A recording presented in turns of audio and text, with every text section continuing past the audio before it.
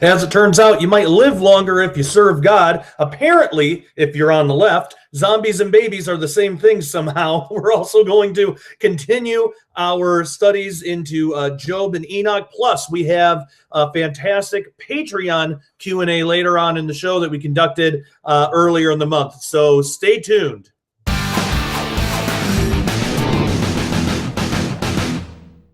Hey, everybody. Welcome to Josh Peck Disclosure Weekly. This is our sixth full episode. A lot of fun. We got some really interesting, weird stories.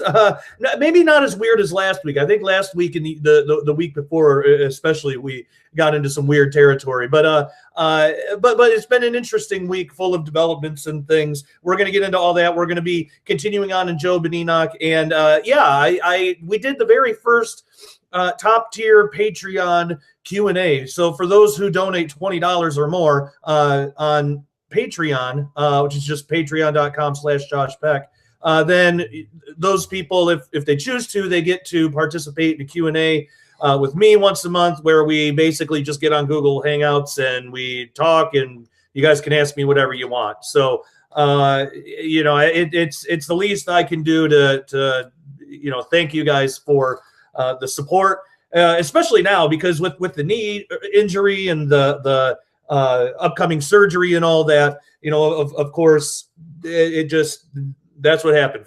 Finances become tough, but that's okay. We're getting through it, and it's everything's great. But as you all have noticed, we are I'm not back in the actual JPD studio yet, because I'm still unable to get downstairs to get there, but I got a backdrop, so that's a bit of an improvement. Last week you just kind of saw part of my bedroom, but we have a backdrop this week.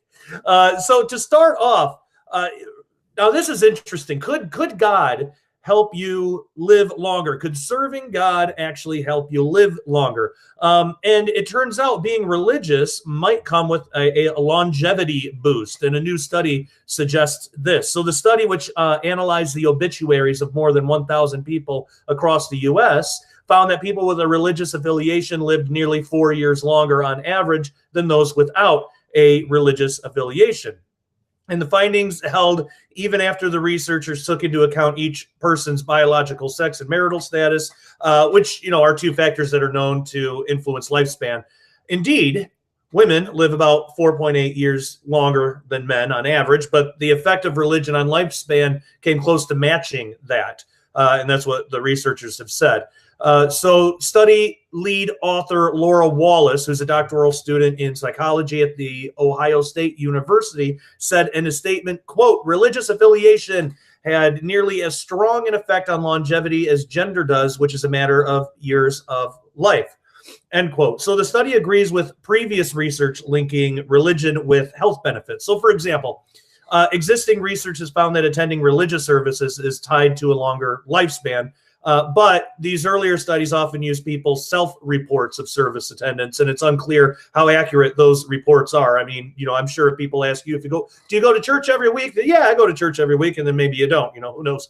But how can you really know? But in contrast, in this new study, religious affiliation was reported by the obituary writer.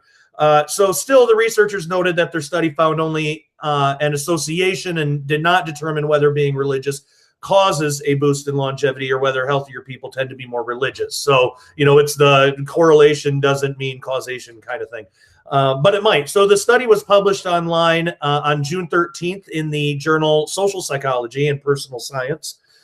Now, for the study, the researchers analyzed about 1,100, a little bit more than 1,000 obituaries from 42 major U.S. cities published online between 2010 and 2011. A person was determined to have a religious affiliation if the obituary mentioned religious activities. The researchers also noted the person's age, sex, marital status, as well as the number of social and volunteer activities listed. The researchers found that after taking into account sex and marital status, people with religious affiliation live 3.8 years longer on average than those without a religious affiliation. And further analysis revealed that volunteering and involvement with social organizations explained part, but not all, of the link between religion and longevity.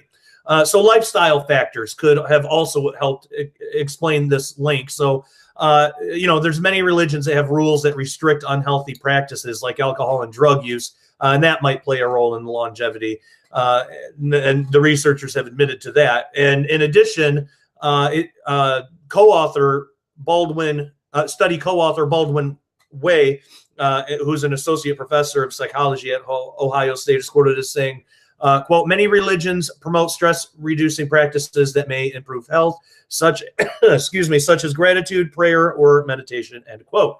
However, the study was not able to assess lifestyle factors or stress-reducing practices based on the obituary report. So more research is needed to look at the role those factors play in the relationship between religion and longevity. But interestingly, the study also suggests that the overall level of religiosity in a city and how much residents in the city value conformity to social norms may also affect the link. So in highly religious cities where conformity to social norms was important, religious people tended to live longer than non-religious people. But in highly religious cities where conforming to social norms wasn't very important, non-religious people tended to live just as long as religious people did.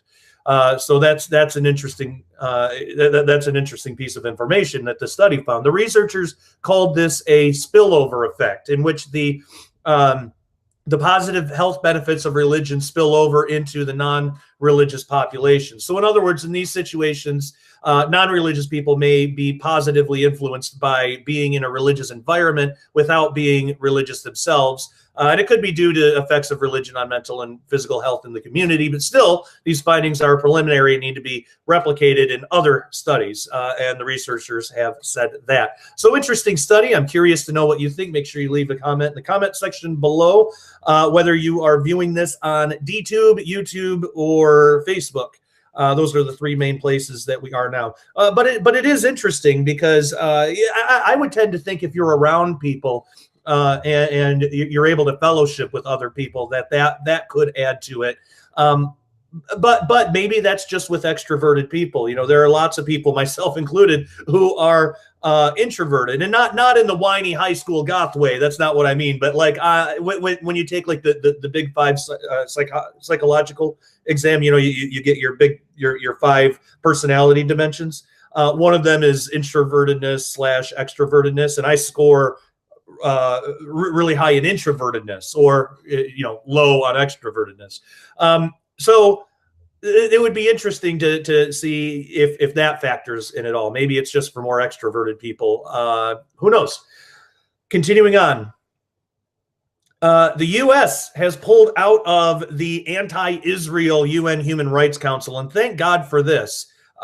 Secretary of State Mike Pompeo and U.S. Ambassador to the United Nations and superhero Nikki Haley announced last Tuesday that the U.S. will leave the UN Human Rights Council. So with Secretary of State Mike Pompeo again and Nikki Haley, they've announced that the United States is withdrawing because they call it an organization that is not worthy of its name, and this is absolutely correct. The announcement came in a televised address.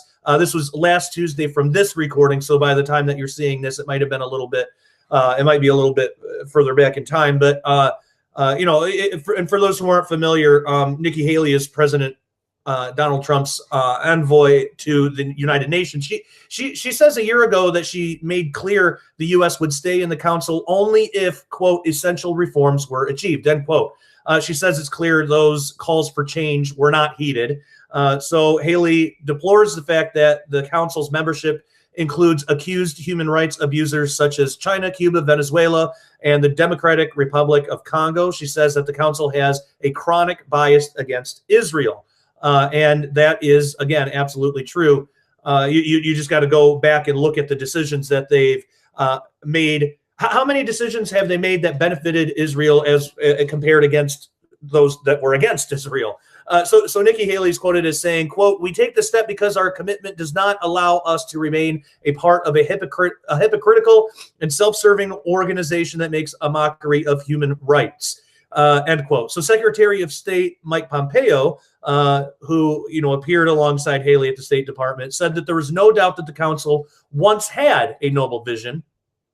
But he is quoted as saying, Quote, but today we need to be honest. The Human Rights Council is a poor defender of human rights, end quote. However, Haley says that if the council does reform, the United States would be happy to rejoin. She said that the withdrawal notwithstanding, the U.S. would continue to defend human rights at the United Nations. So the 47-member body, which meets 3 times a year, opened the second of its 3-week annual sessions on Monday, and the council's latest proposal calls for an investigation of Israel's alleged use of excessive force during demonstrations along the border with the Gaza Strip. Are you kidding me?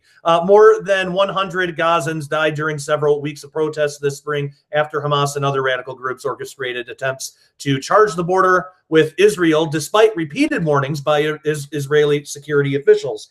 Now, since March 30th, when Hamas began its Great March of Return, demonstrators have set fire to more than 6,000 acres of wheat fields, orchards, and national parks using these incendiary kites, which is terrible. So Israeli soldiers have thwarted most attempts to cut the fence and infiltrate Israel, though not all. The IDF has also destroyed several coast border tunnels, even an underwater tunnel that wound through Egypt to Israel's coast. Now, the United States and Australia were the only 2 council members voting against the proposal, and more than a year ago, U.S. UN Ambassador Nikki Haley spoke of that eventuality at the Israeli-American Council annual conference in Washington, D.C. She also traveled to Geneva last year to address the Human Rights Council. She called the 47-member body a, quote, forum for politics, hypocrisy, and evasion, end quote, which denounces Israel at every opportunity while ignoring human rights abuses in other countries. Now, while in Switzerland, Haley also addressed the Graduate Institute of Geneva, noting that since its inception in 2006, UNHRC had passed 70 resolutions against Israel, compared with 7 against Iran. So she's also quoted as saying, quote, this relentless pathological campaign against a country that actually has a strong human rights record makes a mockery not of Israel, but of the council itself. And she's also quoted as saying, quote, to keep, she's admonished the UNRC, quote, to keep the worst human rights abusers from obtaining seats on the council, end quote. So according to the Associated Press, the United States has opted to stay out of the Human Rights Council before the George W. Bush administration opted against seeking membership when the council was created in 2006. And the U.S. joined the body only in 2009 under President Barack Obama. So thank God we're getting out of there. It's a travesty. The whole UN, I think, is just a joke. It's a travesty. It's unfortunately not a very funny joke. It's a tragic and sad joke that only makes people cry and weep. But it's a joke nonetheless. I think we should just get rid of the whole thing altogether and just be countries in the world. But anyway, what do you think? What do you think of Nikki Haley? I've gotten flack before. Usually it seems it's like from anti-Semites that which, you know, of course, that kind of go after me about my appreciation for Nikki Haley and the work that she's doing. But, you know, I'm still interested to know your opinion. Leave a comment in the comment section below, whether you're viewing on YouTube, DTube, or Facebook. I'd love to know what you think. You know what? Yes, let's do it now. Let's continue our study in Job. Now we're reading from the Defender Bible Limited Edition. If you have one, and they are all sold out. So sorry if you weren't able to get one in time, but they do have the same deal at skywatchtvstore.com. But instead of the Bible, they put the expanded Apocrypha that we have from the Researchers Library. They put that in there. So you can still get the deal. It's still a great deal, and you can still follow along. But if you have your Defender Bible Limited Edition, King James Version with expanded Apocrypha, absolutely gorgeous book. If you have it, go ahead and open it up to where we left off in Job. And where exactly was it? I think we got through the first 2 chapters. Yes. So we will be going into chapter 3 today. It begins on page 598. Again, this is in the first part of the book because the second part in the Apocrypha, the numbers roll over. They go back to 1. So we'll continue on from here. Now, the last that where we left off last time, Job's friends came over and they sat with him on the ground for 7 days and 7 nights, and they didn't speak a word unto him, for they saw that his grief was very great. So they didn't know what to say. They stayed with him for a week, and that's where we left off. So starting chapter 3, verse 1, after this opened Job his mouth and cursed his day. And Job spake and said, let the day perish wherein I was born, and the night in which it was said, there is a man-child conceived. Let that day be darkness. Let not God regard it from above, neither let the light shine upon it. Let darkness and the shadow of death stain it. Let a cloud dwell upon it. Let the blackness of the day terrify it.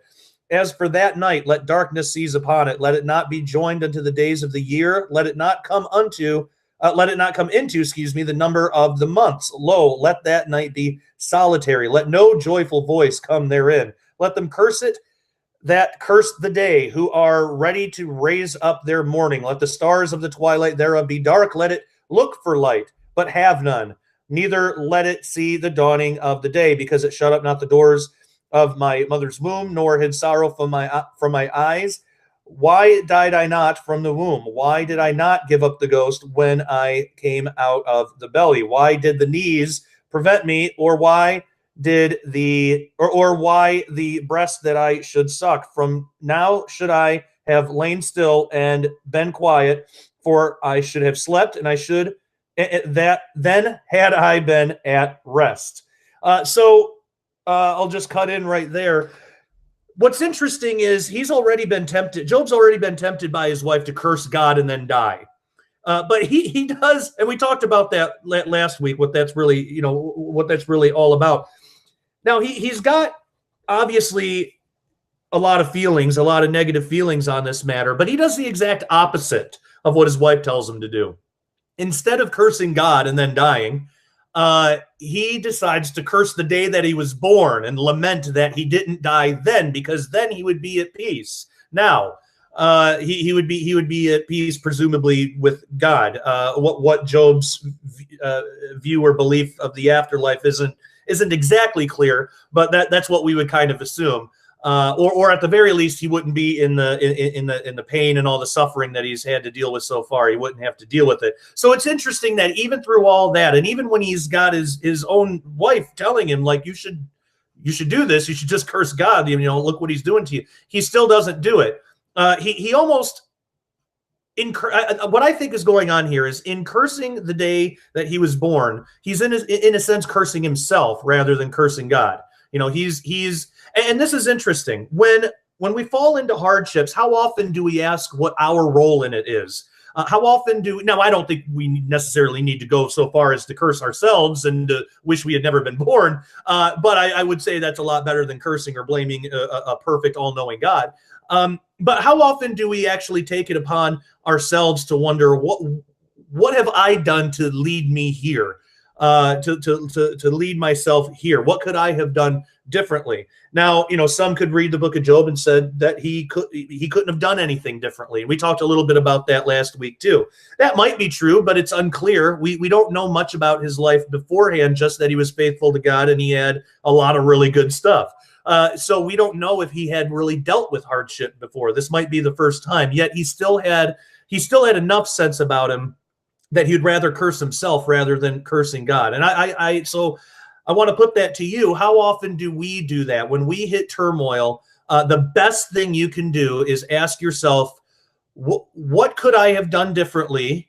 Because that'll teach you what to do in the future. But also, did I play any role in this? What did I do to lead myself here? Am I wrong somewhere? Now, sometimes it might seem like that's a silly thing to do. Like if you have like some type of disease or something. But again, it's still better to do some self-reflection than it would be to curse God.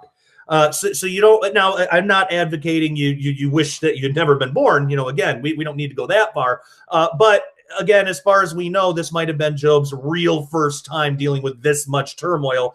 And that might be why he's taking it that far. You know, he's missing the mark a little bit, but it seems like he's kind of on the right track in not cursing God, yet he's kind of cursing himself. Some might make the point, well, he's sort of cursing God in a roundabout kind of way. You know, he's saying, oh, I just wish I never would have been born. Curse that day I was born. Well, who gave that day? You know, who was the one that was responsible for Job being born? Who gave Job life? Who gave Job that day of being born? Of course, it was God. So the case could be made that maybe Job is taking a roundabout way. Maybe he doesn't want to curse God directly, but maybe he's doing it in a roundabout kind of way, is like, you know, because he still fears God. So that could be it too. And you know, we might even do that when something bad happens in our lives and we tend to blame other things that God has given us, you know, like your wife or your children or something like that, friends, family. But I think that self-introspection is the best way to go in those types of situations. And if it is just something that happens, like an illness, and you didn't do anything to contribute to it and it just happened, okay, well, then you're a little stronger now because you've had that time to reflect and to stave off the temptation to curse God in that situation. Now you can pray to God. I mean, I think it's even fine to ask God things. You know, I trust you, Lord, but why did this happen? You know, I believe there's a reason, but I'm not seeing it. I've certainly had that prayer myself many times throughout my life. So that's completely understandable. I think that's okay, but that's a lot different than what Job is doing here. Yet, as we'll find later on in the book, God still blesses Job with an answer. Now, it's not the answer he might have been looking for, but he still gets one. Okay, so let's continue on. We left off in verse 13, so continuing on with 14. With kings and counselors of the earth, which built desolate places for themselves, or with princes that had gold, who filled their houses with silver, or as an hidden untimely birth I had not been, as infants which never saw light. There the wicked cease from troubling, and there the weary be at rest. There the prisoners rest together. They hear not the voice of the oppressor. The small and great are there, and the servant is free from his master. Wherefore is light given to him that is in misery, and life unto the bitter in soul, which long for death, but it cometh not, and dig for it more than for hid treasures. You know, that's interesting there. Long for death, but it cometh not. We kind of see that type of phrase in Revelation 9, I believe, with the locusts that sting people, and then they go and seek death, but they find it not. So that, I think that's interesting. I wonder if there's some kind of parallel there. I'll have to look into that. But anyway, where did we leave off? 21. Yeah, verse 21, which long for death, but it cometh not, and dig for it more than for hid treasures, which rejoice exceedingly and are glad when they can find the grave. Why is light given to a man whose way is hid, and whom God hath hedged in? For my sighing cometh before I eat, and my roarings are poured out like the waters. For the thing which I greatly feared is come upon me, and that which I was afraid of is come unto me. I was not in safety, neither had I rest, neither was I quiet, yet trouble came. So I think that's really interesting how he puts that. What he was scared of most has come to fruition. He thought he was in safety, but his biggest fear, it turns out he wasn't. It turns out that he actually wasn't really safe all along. At least this is from his perspective. Now, what he doesn't realize right now is he's safe now. You know, God still has him in his hands. Even if Job were to die, he would still be safe because he would still be with God. That's the same for all of us. He's still safe. He's very uncomfortable. You know, he's gone through horrible tragedies that probably none of us could ever imagine.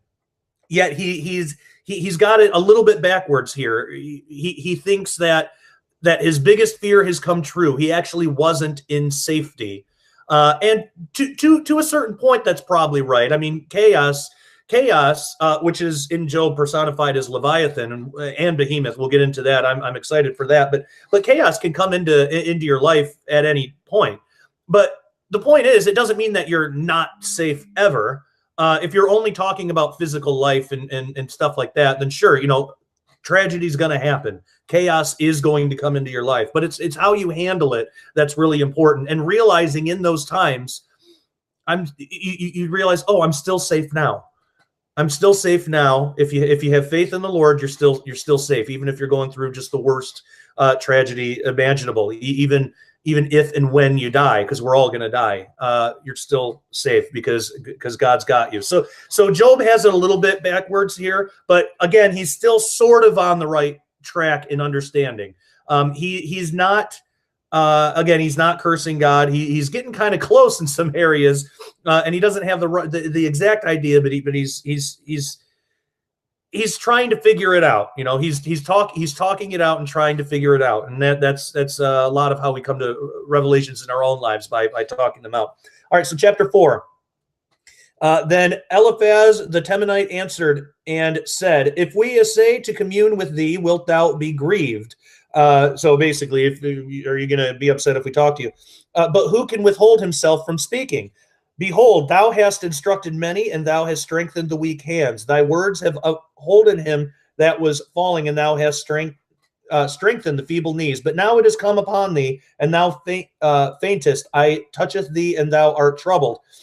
It is not this thy fear, thy confidence, thy hope, and the uprightness of thy ways? Remember, I pray thee, whoever perished being innocent, or where were the righteous cut off, even as I have seen, they that plow iniquity and sow wickedness reap the same. By the blast of God they perish, and by the breath of his nostrils they are they consumed. The roaring of the lion and the voice of the fierce lion and the teeth of the young lions are broken. The old lion perisheth for lack of prey, and the stout lion's whelps are scattered abroad. Now a thing was secretly brought to me, and mine ear received a little thereof.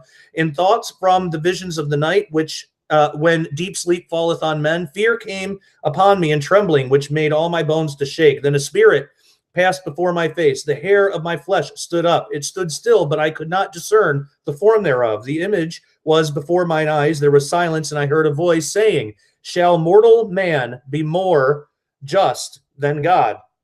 Shall a man be more pure than his maker? Behold, he put no trust in his servants, and his angels he charged with folly. How much less in them that dwell in houses of clay, whose foundation is in the dust, which are crushed before the moth. They are destroyed from morning to evening. They perish forever without any regarding it. Doth not their excellency, which is in them, go away? They die even without wisdom. All right, we'll conclude there, but that's an interesting point. You know, who among us is more pure than our maker, than God? And even when we don't understand the ways of God, that doesn't mean that he's not righteous and he's not pure, or that he's doing something wrong. That's a foolish way to think, because, and some people think that. Some people, it's usually, oddly enough, it's usually people who don't believe in God, or at least claim they don't believe in God. Like Richard Dawkins has said some of the worst things imaginable about the God of the Bible that he supposedly doesn't believe in, yet is I mean, visibly upset with and angry with. I mean, you can see it when he talks about him. And he's been asked before, you know, what will you say if God is real and you have to stand before him after you die? And then he's like, well, I'll say, you know, and he quoted, I don't know, I think maybe Christopher Hitchens or somebody, another, I don't remember exactly who he quoted, but or this might have even been him, and maybe Christopher Hitchens or somebody else quoted him, but he said something along the lines of, you know, basically, well, there's cancer and there's disease, and you're letting all this happen, so, you know, why would I want to believe in you? I'm telling you, once you get to that point, you will not be saying those things. It will seem so utterly puny and ridiculous once you're standing face to face with a holy, righteous, just, perfect God, that those you will have nothing to do but fall flat on your face. There is nothing else to do. It might not seem like it now because we're in human form and we have limited reasoning, and a lot of times we try to devolve God into more human terms rather than try to elevate our thinking, which we can never do fully, but or even get close, but at least realize that God, in that sense, we're not going to be able to understand him. We're not going to be able to reason our way to his ways. His ways are not our ways. And to think that we can is foolish. So once that point comes, once you stand before God and you have to give an account of your life, or however exactly that's going to work, once you stand before God, there are going to be no excuses. There aren't going to be. And it's not just because you're going to be in front of a bully or a tyrant or anything like that. There's nothing that you're going to be able to say to God that's going to make any bit of difference, because it's already too late. So you may as well get right with him now while there's still time. So I think that's a lesson that we can all learn. Okay, so let's move on. And again, with I leave a comment. I want to know what you think about Job 3 and 4. Now, upstate New York has a DMT-inspired psychedelic temple now that seems to be in what would you call it? In an effort to have people worship themselves, worship the self. So it's on this tree-studded 40-acre plot just a quarter mile from the Hudson River. One of New York's most unusual construction projects is underway. The Chapel of Sacred Mirrors, or COSM, a trans-denominational church and registered nonprofit that has been constructing the Entheon, which is a place to discover God within, which is self-worship. It's human, it's new age self-worship. I did a video a while ago comparing the Tower of Babel with the idea of self-godhood, and you should check that out. But this is what this is trying to promote. When has that ever worked, by the way? Self-godhood, discovering the God within, not good results. The three-story windowless art piece will be a temple to, among other things, original visionary art from the church's husband and wife co-founders, Alex and Allison Gray.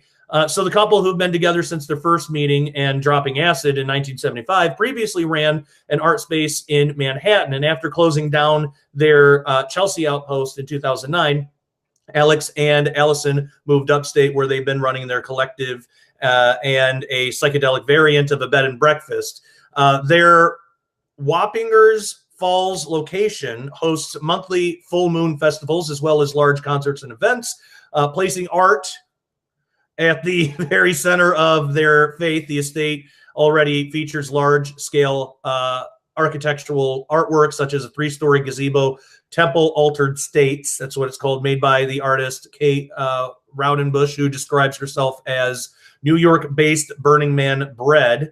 Alex Gray is probably best known for his hyper-detailed paintings of human bodies set on trippy backgrounds that reveal the figure's underlying circulatory systems and musculature and spiritual meridian points through translucent skin, which you could see the same thing if you pick up a Tool album. Not saying you should, but it's the same kind of idea. But Gray's audience has not been limited to a cult following, and I just got to say, how is that art when it's the same thing over and over and over again? I mean, don't you get sick of it? But Gray's audience hasn't been limited to a cult following of drug users. He exhibited at the New York or the New Museum in 1986. So for members of COSM, visionary art is at the center of their cosmology, like a pre-iconoclastic medieval clerics. They understand art not just as a gateway to the divine, but as a manifestation of the divine itself. And it's only natural that this artist-pastor couple would need to build a sanctuary for creativity. So you can read more about that online. I mean, it's when you look at it and when you look at their art, it is just basically think of New Age. You got it. That's pretty much it. There's a bunch of eyes and like Buddhist kinds of or Eastern mysticism kind of stuff. I mean, it's basically, you look through. I don't know if any of you out there remember this, but Tool, the band Tool, had a album a few years ago. I think it was like back in 2000 or something, called Lateralus, and it came with this little like cellophane, like see-through flip book thing. It's basically a carbon copy of that, and even they were drawing on. So it's the same art. I mean, it's almost 2 decades old, decade and a half old, somewhere around there. But it's still the same kind of art that just gets repeated over and over and over and over again. I mean, it's kind of like their music, the same thing over and over and over and over again. They're just this droning repetition and stuff like that. So. You know, when you listen to like new age music or that kind of stuff, that's kind of what you get. So I'm no art critic or anything, but I don't know. Anybody can draw an eye. I don't think it's as deep and profound as people might want to think it is. But anyway, I'd like to know what you think about that. It's in upstate New York. It's strange. Of course, I'm not saying they can't do it legally or anything. I wouldn't want the government to get involved and shut it down or anything like that. I just think it's quite dumb. So yeah, let me know what you think in the comment section below. Next, unborn babies and zombies. Now you might think that unborn babies and zombies have nothing in common, and you'd be right. You would be right. Well, unless you're like a radical, any radical liberal or radical leftist isn't even that's kind of like saying the same thing twice. It's any leftist is going to be radicalized or progressive or whatever. But so there's the reason I wanted to talk about this is because it comes from a former evangelical psychologist. And author Valerie Tarrico, who's a graduate of the Evangelical Wheaton College in Illinois. But she's claimed that babies who are in danger of being aborted in their mother's wombs are about as humans as zombies in some kind of horror science fiction movie or something. But this gives you, I know this is only one person and one person doesn't speak for the majority, but this is how they think. I mean, this is celebrated. This idea is celebrated that they're not really human. And it gives you a glimpse into the dark soul that is liberalism or leftism.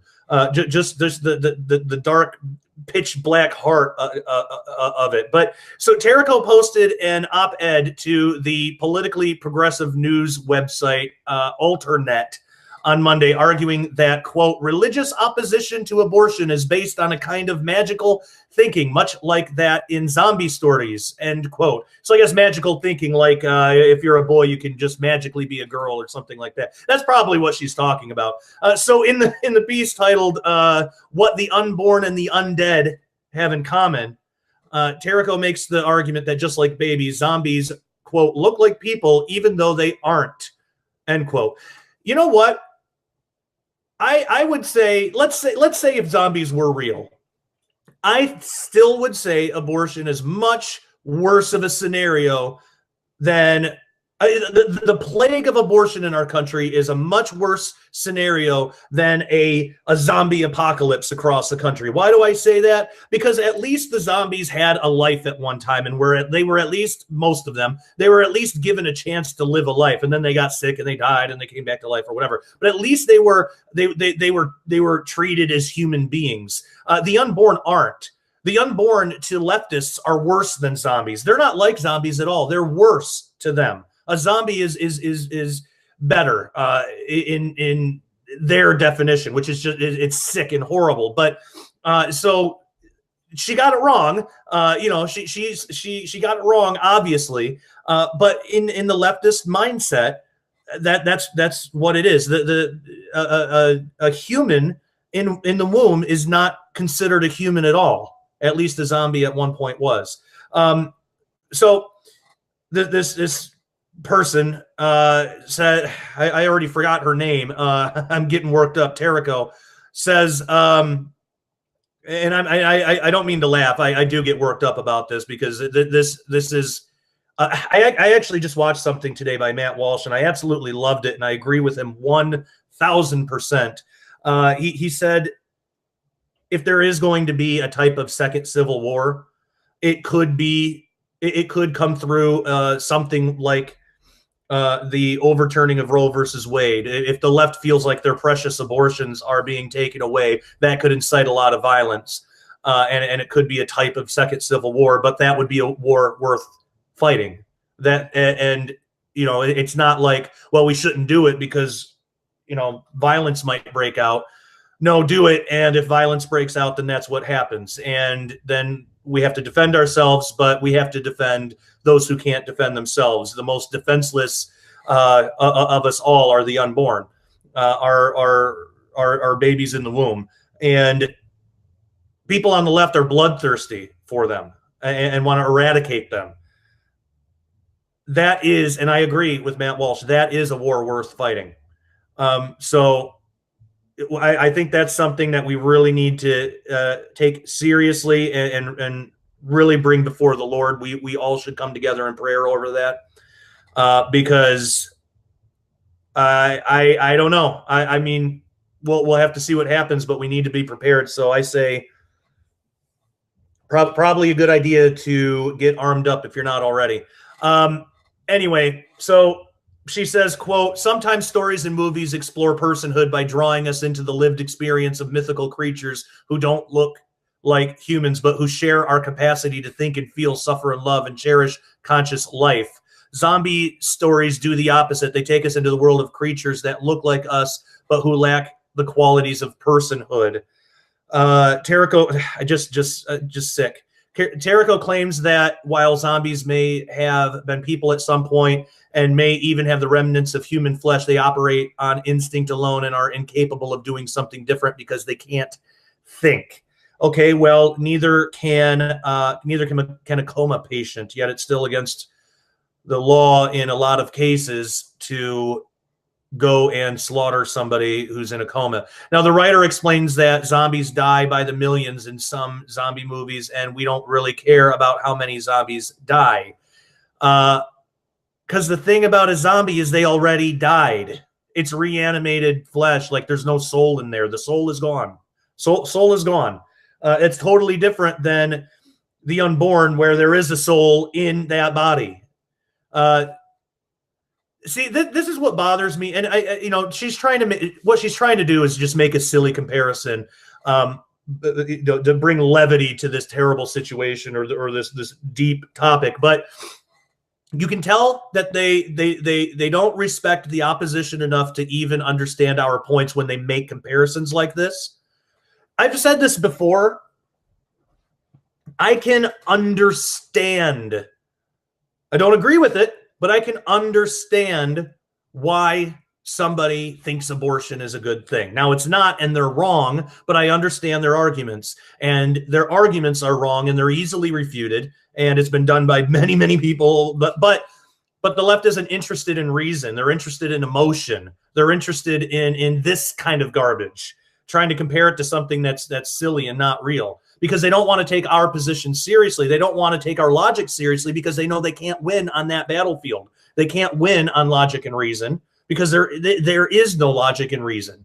Not anything that compares against the truth of the matter. It's a difference between conservatives and liberals. But so they rely on emotion, and that's where you get this kind of garbage. That's where you get this kind of just trash that isn't an argument at all. So to Terrico, and we see this over and over again. What makes a person is having a mind. But of course, again, there's so many logical, reasonable arguments against that idea. It's more than just having a mind. And you don't even have to bring the Bible into that conversation. You can, if you're, and if it says former backslidden evangelical. I don't know if Terrico considers herself a Christian anymore. I can't imagine that she would. And if she doesn't, I don't see how you could be a Christian and take this type of position. But if she does consider herself a Christian, then she doesn't understand what the image of God is. It's not having a mind. That's not what being made in the image of God is. But she says in order to have a mind, one needs to have a brain. Which is a lot more complicated to develop and harder to sustain than a mere biological pump made out of cell matrix. She's continued She continued by stating that all mammals, birds, fish, and reptiles have hearts, but don't necessarily have the brain power that fully formed humans do. She also argued that it is smart for pro-lifers to focus on the heartbeat in legislation effort to ban abortion after 20 weeks of gestation. We're not taking any advice from her. She doesn't know what she's talking about. And if she's going to make that comparison with animals, well, why is it illegal to crush a bald eagle egg, which is potential life? Why is that illegal and immoral and wrong? And any liberal and most conservatives would say the same thing. Yet to them, abortion is just totally fine. And see, they won't consider those arguments because it falls against their narrative. Anyway, I'd like to know what you think about this. I do want to get to one more thing before we get to Enoch and then the Patreon Q&A that I'm excited to show you guys. I don't know who I'm curious to know what you think. Leave a comment. I don't know who in my audience, how many people are on the young earth creationist side and how many people are in the theistic evolution side or old earth creationism. I mean, there's a lot of different ways of looking at it. I'm open to really any position. I mean, I'm open to hearing out the arguments, I should say. And I haven't done extensive research into all of them, so I can't really say that my mind is made up on the matter, but I am interested to know what you guys think. I imagine probably most of my audience is either old earth creationist or young earth creationist. I'm not sure how many like creation evolutionist or theistic evolution. I get the terms mixed up sometimes, but I'm not sure how many there are out there. If you are joining us, then great. You know, I'm interested in that. I'm interested in the idea, and I'm not willing to just. I used to be really close-minded to that.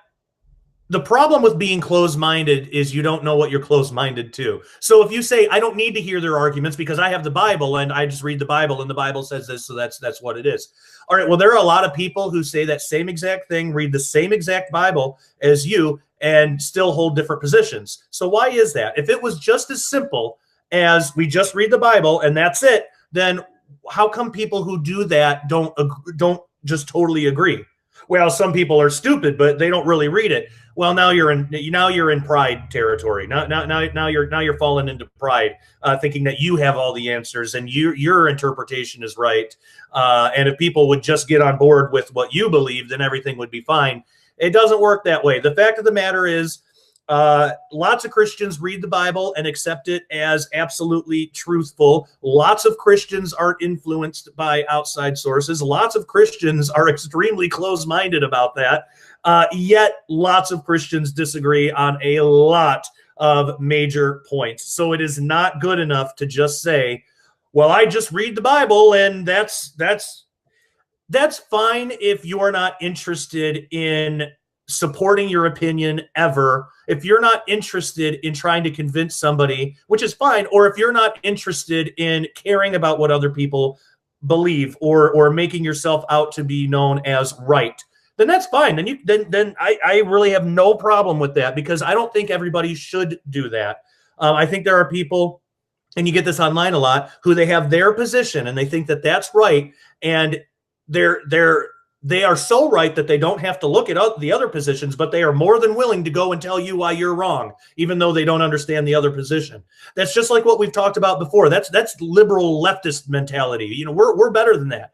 We as Christians should be better than that. We don't need to fall into those idiotic tactics, because then we're just relying on emotion. If your interpretation is correct, or if it's at least plausible, if it's at least a viable option, then you should invite. If you're of the type that wants to tell other people what they should or shouldn't believe, then you should invite opposition to your view, see how it stacks up, and if you're right, if you are as right as you think you are, then you will logically be able to change somebody else's mind if you're both agreeing that logic and reason is the way to go. But you never see that. You never see that. Because when that does happen and the two people actually, involved in the debate respect each other, they usually won't change each other's mind, but they'll learn more about their own argument. But sometimes minds are changed. My mind's been changed lots of times, but more often we just get this emotional garbage about it. So I just wanted to put that out as a precursor before getting into the story, that there has been a new gene study that presents some difficulties, or at least seems to present some difficulties for the scientific theory of evolution, while bringing science possibly one step closer towards the biblical story of creation. Now, again, some people take the biblical story of creation literally. Some people take it metaphorically. And I think that's a good discussion to have, because you got Christians on both ends of the camp, and it's not good enough for one camp to say, well, the other guys aren't really Christians. Listen, if Jesus Christ is your savior and you serve Jesus Christ and you love God with all your heart, mind, body, soul, all that stuff, if you are serving Jesus, if Jesus is your God, if he is your savior, you are saved. All right. So we got to get out of that mindset that just because somebody doesn't believe in the same creation account I do, or somebody doesn't believe in the same rapture I do, or whatever, then that means that they're not a Christian. No. And if you're falling into those tactics, then you don't have a strong argument. And I would submit maybe you don't really know what you believe, because if you have to go to those lengths to support it, then if that's all you got, then that's all you got. That's a really shallow argument. Okay, so Dr. Gerald Schroeder, who's an Orthodox Jewish physicist with a PhD from the Massachusetts Institute of Technology, or MIT, was unperturbed, noting many ways which show new discoveries such as this show how science and religious belief can be complementary, which is great. I love that kind of stuff. Mark Stokel from the Rockefeller University in New York and David Thaler at the University of Basel. I never know how to say this. Is it Basel? Somebody help me out, because this comes up quite a bit because it's a very popular place in Switzerland, and I never know how to say it right. I think it's basil. I think it's like the herb basil. Correct me if I'm wrong, though. I'm sure I don't have to ask you to. It's YouTube. I'm sure I'll get plenty of that. But basil in Switzerland analyzed mitochondrial DNA collected from 100,000 animal species stored in the U.S. government-run GenBake database. Their findings were recently published in the journal Human Evolution. Now, in analyzing DNA barcodes, the researchers found an indicator that showed 9 out of 10 of all the species of animals alive today emerged about 100 to 200,000 years ago, approximately the same time that Homo sapiens appeared. The researchers did not provide an explanation as to what led to this sudden explosion of life, but Dr. Schroeder did suggest a theory for this phenomenon. He said, quote, "We have seen that when men show up in an ecosystem, they tend to kill off the large animals. The presence of the first Homo sapiens 100,000 years ago may have caused a man-made bottleneck and caused a significant change in the animal population. Humans have a disproportionately significant role in these natural processes, which may be what was meant in Genesis." And he's talking about Genesis 1:28, which says that God blessed them, and God said to them, "Be fertile and increase, fill the earth and master it, rule the fish of the sea, birds of the sky, and all the living things that creep on the earth." Genesis 1:28. The version that's up here says Hashem, so I'm not sure which version exactly that is. But now, when discussing the timeline, Dr. Schroeder explained that the 100,000-year timeline did not contradict the Hebrew calendar, which sets man's creation at 5,778 years ago. So Schroeder said, quote, "The biblical calendar of 6,000 years does not relate to the beginning of species. All animals have a nefesh, or animal soul, but only man has a neshama, a human soul. Homo sapiens as a species did appear about 100,000 years ago, but they wouldn't be recognized as a person in the same way we are. They had a nefesh, but did not have a neshama. In scientific terms, people as Homo sapiens go back 100,000 years, but the Bible's definition of a person is different. It includes a neshama. Science will not see the change that occurred in man 6,000 years ago when we received a soul. The neshama is what gives us the ability to be compassionate for someone outside your immediate clan, animals have a nefesh and can be compassionate to their own clan, but they see anyone outside their clan as a threat. The ability to see the other as something other than a threat, to have compassion and empathy, is what defines the neshama. End quote. Now, remarkably, man's receiving a neshama did, according to this interpretation, did have an effect that even science recognized. Dr. Schroeder related a visit he paid to the British Museum in London several years ago. An entire wing of the museum was dedicated to a change that occurred in mankind that museum curators believed to be the landmark that defined human society, the beginning of cities. A large brass plaque on the museum wall proudly proclaimed that this change occurred spontaneously around the world about 5,500 years ago. Dr. Schroeder explained that the reason for science has yet to fully understand this sudden universal change, but can be understood in biblical terms as the moment when man was instilled with a neshama. So Dr. Schroeder says, quote, "The beginning of farming 10,000 years ago led to a population explosion, but without a neshama, men would not be able to live together with other people not from their clan. 100,000 years ago, Homo sapiens appeared, but they only had a nefesh." That is what science sees. 5,778 years ago, men were instilled with a neshama that had enough compassion, enough of a sense of the other to organize themselves into large societies, end quote. Now, in addition to the new timeline of 100,000 years, the results of the new study were problematic for classical evolutionary theory, which is based on, long sequences of random mutations followed by natural selection. And the gene study found a lack of variation in so-called neutral mutations, which are the slight changes in DNA across generations that neither help nor hurt an individual's chances of survival. This would result in species with large dispersed populations becoming more genetically diverse over time. And the study showed that this was not the case, bringing into question evolution as it has been taught for almost 100 years. Okay, so I don't know that I'm sold on any of this, really. Like I said at the beginning of this video, this isn't something that I've done really deep research into. Maybe someday I will. I actually kind of would like to someday write a book about this, because there are some interesting ideas that I think warrant at least looking at, and this may be one of them.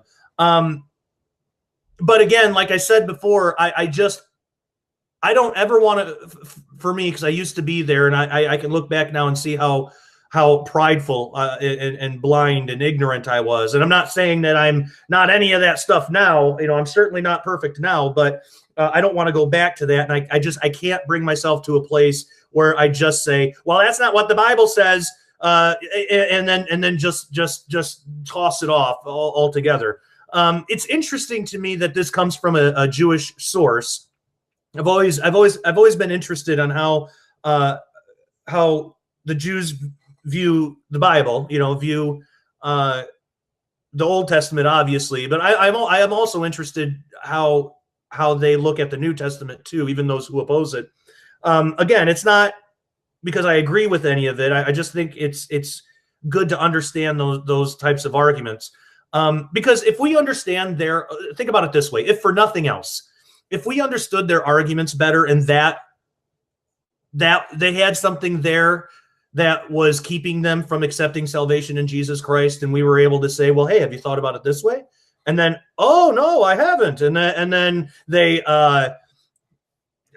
maybe then they accept Yeshua. I don't know. I mean, if there's even a chance of that, isn't it worth taking some time to look into these other theories, even if it's just to find out if there's anything wrong with it? And that's fine.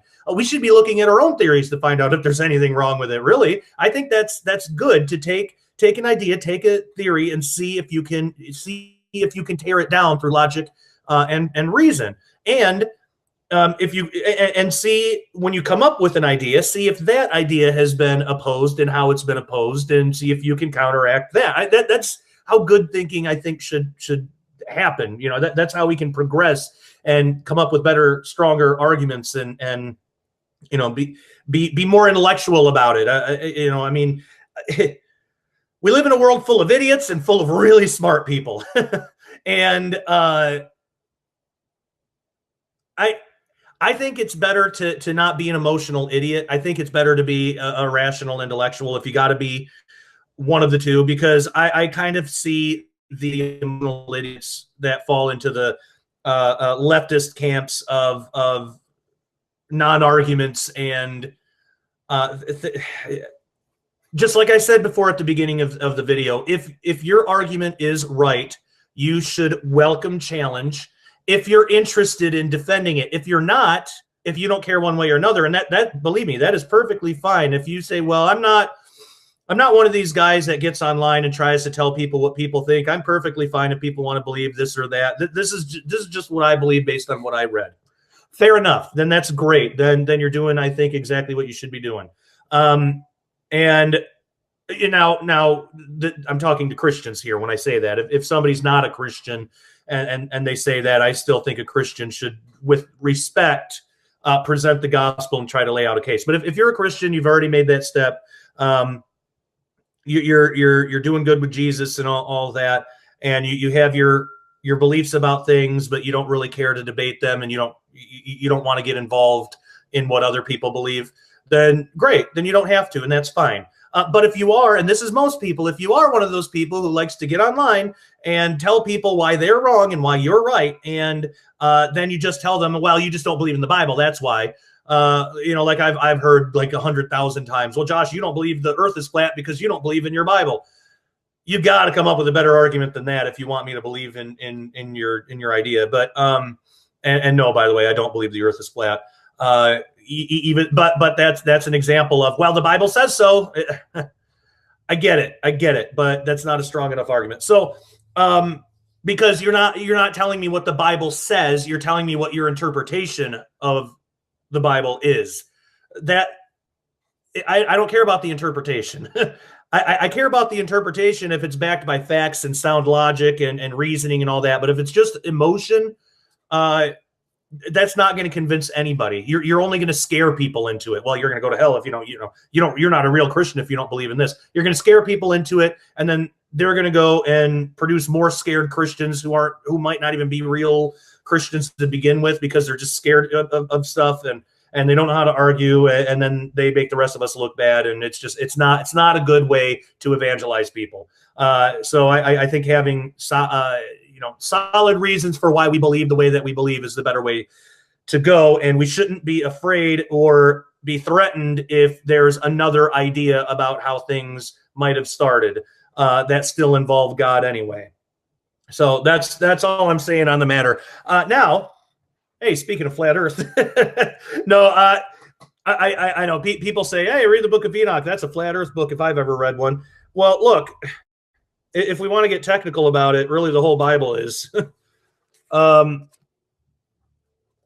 Christians who don't believe in flat Earth, most Christians, well, I guess some Christians do argue that, but most Christians don't argue that the Bible talks about a flat Earth with an enclosed dome and, the whole deal. I get it. That was their cosmology. That's what they believed. But then later on, we found out that they had the wrong idea. Now, it doesn't mean that the Bible's wrong. That's what they believed, and the Bible records their beliefs, and that's what they believed, and that's correct. That's an accurate representation of the culture at the time. But our salvation doesn't hinge on the shape of the earth. It doesn't hinge on any of that stuff. It doesn't hinge on when to take the Bible literally and when to take it metaphorically. You really can't take the entire thing absolutely literal. That doesn't mean that it's not true. Every single word in the Bible is true. Literal and true are two different things. You can have a metaphorical truth. There's good reason to believe that even metaphors or parables are more truthful because they speak to a higher truth than a literal truth can. It's like, when I was interviewing Andrew Clavin, I loved what he said about this. He said, just think about how we talk about love. Like I can't say if I'm trying to explain how I fell in love, I can't say, yeah, some synapses went off in my brain and this chemical was released. And then after that, this one was for this period of time released. And then I felt that, you can't explain it in that literal terms. You have to use metaphor. You got to compare it to things. You got to write poetry or music about it, as human beings have been doing since they were able to do so. So there's plenty of that in the Bible. And there's plenty of literalism as well. like the resurrection of Jesus, for example. If that's not a literal truth, we're in a lot of trouble. So it takes time, patience, study, humility, and humbleness to accept that and to look into the Word and try to get a handle on what people of that time were thinking when they were writing this stuff down. And if we take the Bible as seriously as we should, then we should have an interest in that. And that's why we're getting into the book of Enoch. Enoch's a weird book, and I love it. But we're not getting into it just because it's a weird book and just because it has all these really, really hyper spiritualized, like really weird, odd things. It is because of that, but it's not at the same time. I want to know what was in the mind of a first century Jew when they were writing things or reading, interpreting their Old Testament and writing the New Testament. Parts of it anyway. I want to know about that. I want to know what their cultural understanding, and this was something that they read. So last time we went through Enoch 1 through 5. Now we're going to do 6, which is interesting because it parallels with Genesis 6, 1 through 4. Most of you already know about that. If you don't, that's okay. You can go back and read Genesis 1 through 4. Well, let's just quickly read it now because it has to do with this. I don't love to jump around, but Genesis 6 starts on, if you have your Defender Bible, starts on page 8. And again, this is the Defender Limited Edition, King James version with expanded apocrypha. They are sold out, never to be printed again. So hopefully you were able to get one while they were here. But if not, Defender is selling an expanded apocrypha that you can get. It's not this, but it's the Researcher's Library version, which is still great. You can still follow along with what we're doing. But Genesis 6, 1 through 4 says, And it came to pass when men began to multiply on the face of the earth, and daughters were born unto them, that the sons of God saw the daughters of men, that they were fair, and they took them wives of all which they chose. And the Lord said, My spirit shall not always strive with man, for that he is also flesh, and yet his days shall be 120 years.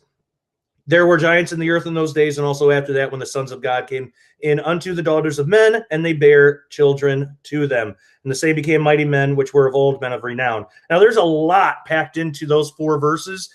And there are plenty of exhaustive studies on the subject, many of which are on this channel that you can go back and take a look at.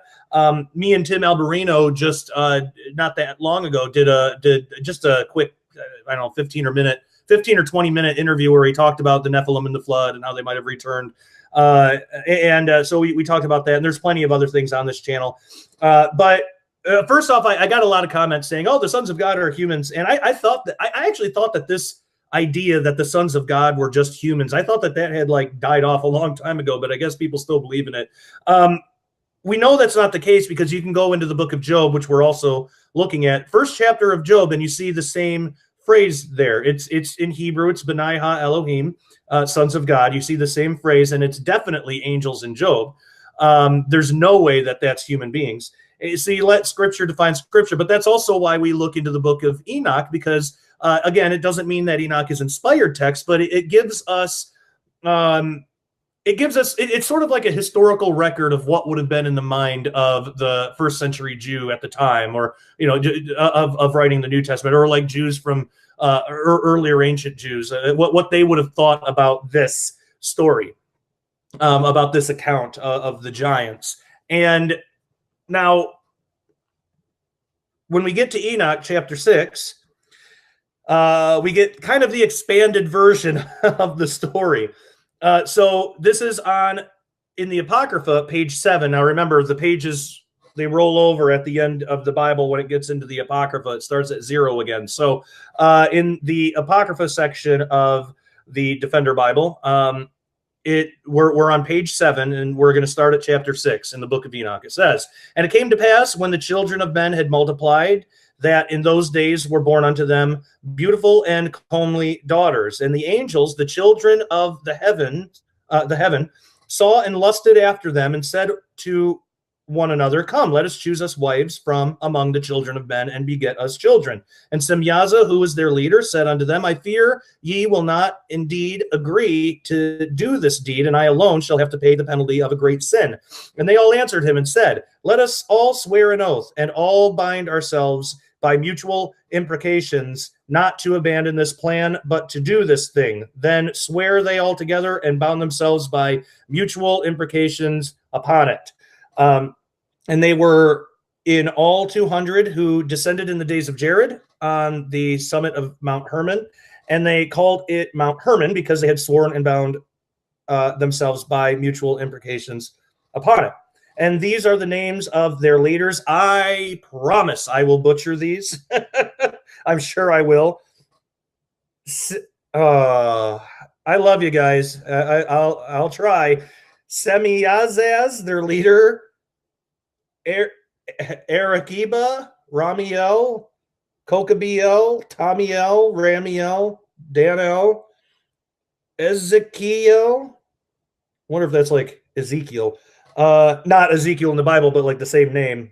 Barakiel, Azael, Amoros, Badarel, Ananel, Zachiel, Samsapiel, Satarel, Tirel, Jomjael or Yamyael, who knows? Sariel, man. Demons and fallen angels have the craziest names, but these are their chiefs of tens. Okay, so there we get kind of the expanded story of Genesis 6 and what happened. Now, again, when it comes to Enoch, we can't say that this is a literal historical record of exactly what had happened. Maybe, maybe not, but this was what would have been in the minds of ancient Near Eastern Jews, because they would have had this and they would have been reading it. It was in their culture. It was prevalent.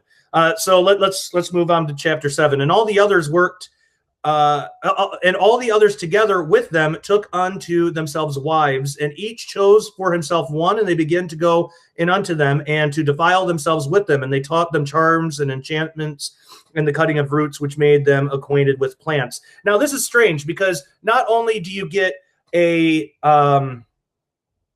biological, if we could call it that, fusion of angel and man, which typically you wouldn't think would even be possible, but that's because our version of what an angel is way different, way off base than what ancient Jews and ancient Christians believed. They believed angels were more solid, that they did have celestial flesh, and that they would have not these wispy, ghostly things that we tend to think of. Not that at all, but like solid, and we might use the term extra dimensional. I've done that a couple of times. We might use that term. They're more powerful. They consist of, possibly, I'm reading into the text, or I'm kind of assuming this part of it, but they may have consisted of more physical dimensions than just three, like that we do, not counting time, just spatial dimensions. They may have had more, and if they did, I mean, even just one more dimension would have they could have came and gone, they could have came and left our dimension whenever they wanted, and we wouldn't be able to see them go. They would have just disappeared. Anyway, so there's a lot into that. People can get my book Unraveling the Multiverse if they want to know more about that, but so it's interesting that not only do they have that, but they also have kind of a fusion of the mind, because they're teaching, these angels are teaching human beings all these things, charms and enchantments and plants and roots, and that could be like medicines and pharmacology and so, who knows, but or pharmaceuticals or whatever. But there's this melding of the minds going on too. So that is interesting. Now, verse 2, and they became pregnant, and they bare great giants whose height was 3,000 ells, who consumed all the acquisitions of men. Now, some people will say that 3,000 ells was the length of the ark. I don't know that. I don't know what 3,000 ells is, because I've heard different interpretations of what that is, of how big that actually is. So we don't know. As far as I'm concerned, the jury is out. I haven't seen, I've seen more than one interpretation, and they all have reasons to believe why they believe. So it's hard to tell. Who consumed all the acquisitions of men, and when men could no longer sustain them, the giants turned against them and devoured mankind. Okay, so these giants come up, they take all the resources from mankind, and then when those are gone, they start eating human beings. And they began to sin against birds and beasts and reptiles and fish, and to devour one another's flesh and drink the blood. So it got so bad they went into cannibalism. Then the earth laid accusation against the lawless ones. Let me see how long is, well, chapter 8 is kind of short. Let's do chapter 8, and then we will conclude it, and we'll get into the Patreon Q&A. And Azazel taught men to make swords and knives and shields and breastplates, and made known to them the metals of the earth and the art of working them, and bracelets and ornaments, and the use of antimony and antimony, and the beautifying of the eyelids, and all kinds of costly stones and coloring tinctures. And there arose much godlessness, and they committed fornication, and they were led astray and became corrupt in all their ways. Semyaza taught enchantments and root cuttings. Armoros, the resolving of enchantments. Barakiel taught astrology. Kokabel, the constellations. Ezekiel, the knowledge of the clouds. Arakiel, the signs of the earth. Shamsiel, the signs of the sun. And Sariel, the course of the moon. And as men perished, they cried, and their cry went up to heaven. All right, so yeah, next week we will start in chapter 9. But it's interesting to think about this. They brought their rebellion with them to mankind. Now, by this point, this would obviously be after the fall in the garden. Sin had already occurred. But according to people like Dr. Michael Heiser, that wasn't the only entrance of sin. That wasn't the only thing that contributed to the sin problem. This was another one of them. Get his book, Reversing Herman. That was an excellent read into all this stuff. And if all this is brand new, check out Dr. Michael Heiser's book, The Unseen Realm. That's a great place to start with this stuff. But it's interesting that they brought their rebellion down with them. So it seems like whatever the fall did to human beings was bad, but it wasn't. This only made it worse because you have them teaching them weapons of war, which apparently they didn't have yet. So it's interesting. You could think about it as they increase the entropy of the human race, spiritually, mentally, and probably physically too. I'm sure. All the giants and giving birth to giants didn't help the situation of physical entropy. So, but yeah, I mean so that's where we're at. We'll be talking more, getting more into chapter 9 and further chapters next week. But until then, leave me a comment in the comment section below. Tell me what you think about the passage we just read in the book of Enoch as a whole. What do you think of the giants? Do you think that was a literal account or a metaphorical account? That's what I'm interested to know. Okay, so I want to play for you. This Q&A that took place because it was a lot of fun, and we had some just really good conversation. We're all coming at Christianity, I think, in different ways. We all disagree on a lot.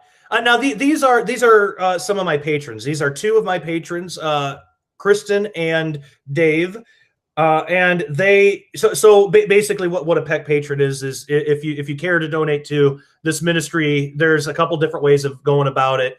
At the end of every episode, you find out how. But basically, you go to joshpeckdisclosure.com and you can donate just through the donate link, or you can go to patreon.com/joshpeck and donate there. For top tier donators, for people who it's just my way of saying thank you, and my way of trying to give some of my time to you guys, which my time is extremely limited. I'm very busy, and I'm not saying that as like a thing to be proud, like a prideful thing at all. I probably should take some more time to myself and stuff, but it's something that I enjoy, but me being kind of introverted is difficult for me to sort of get into. And you might notice that in the very beginning.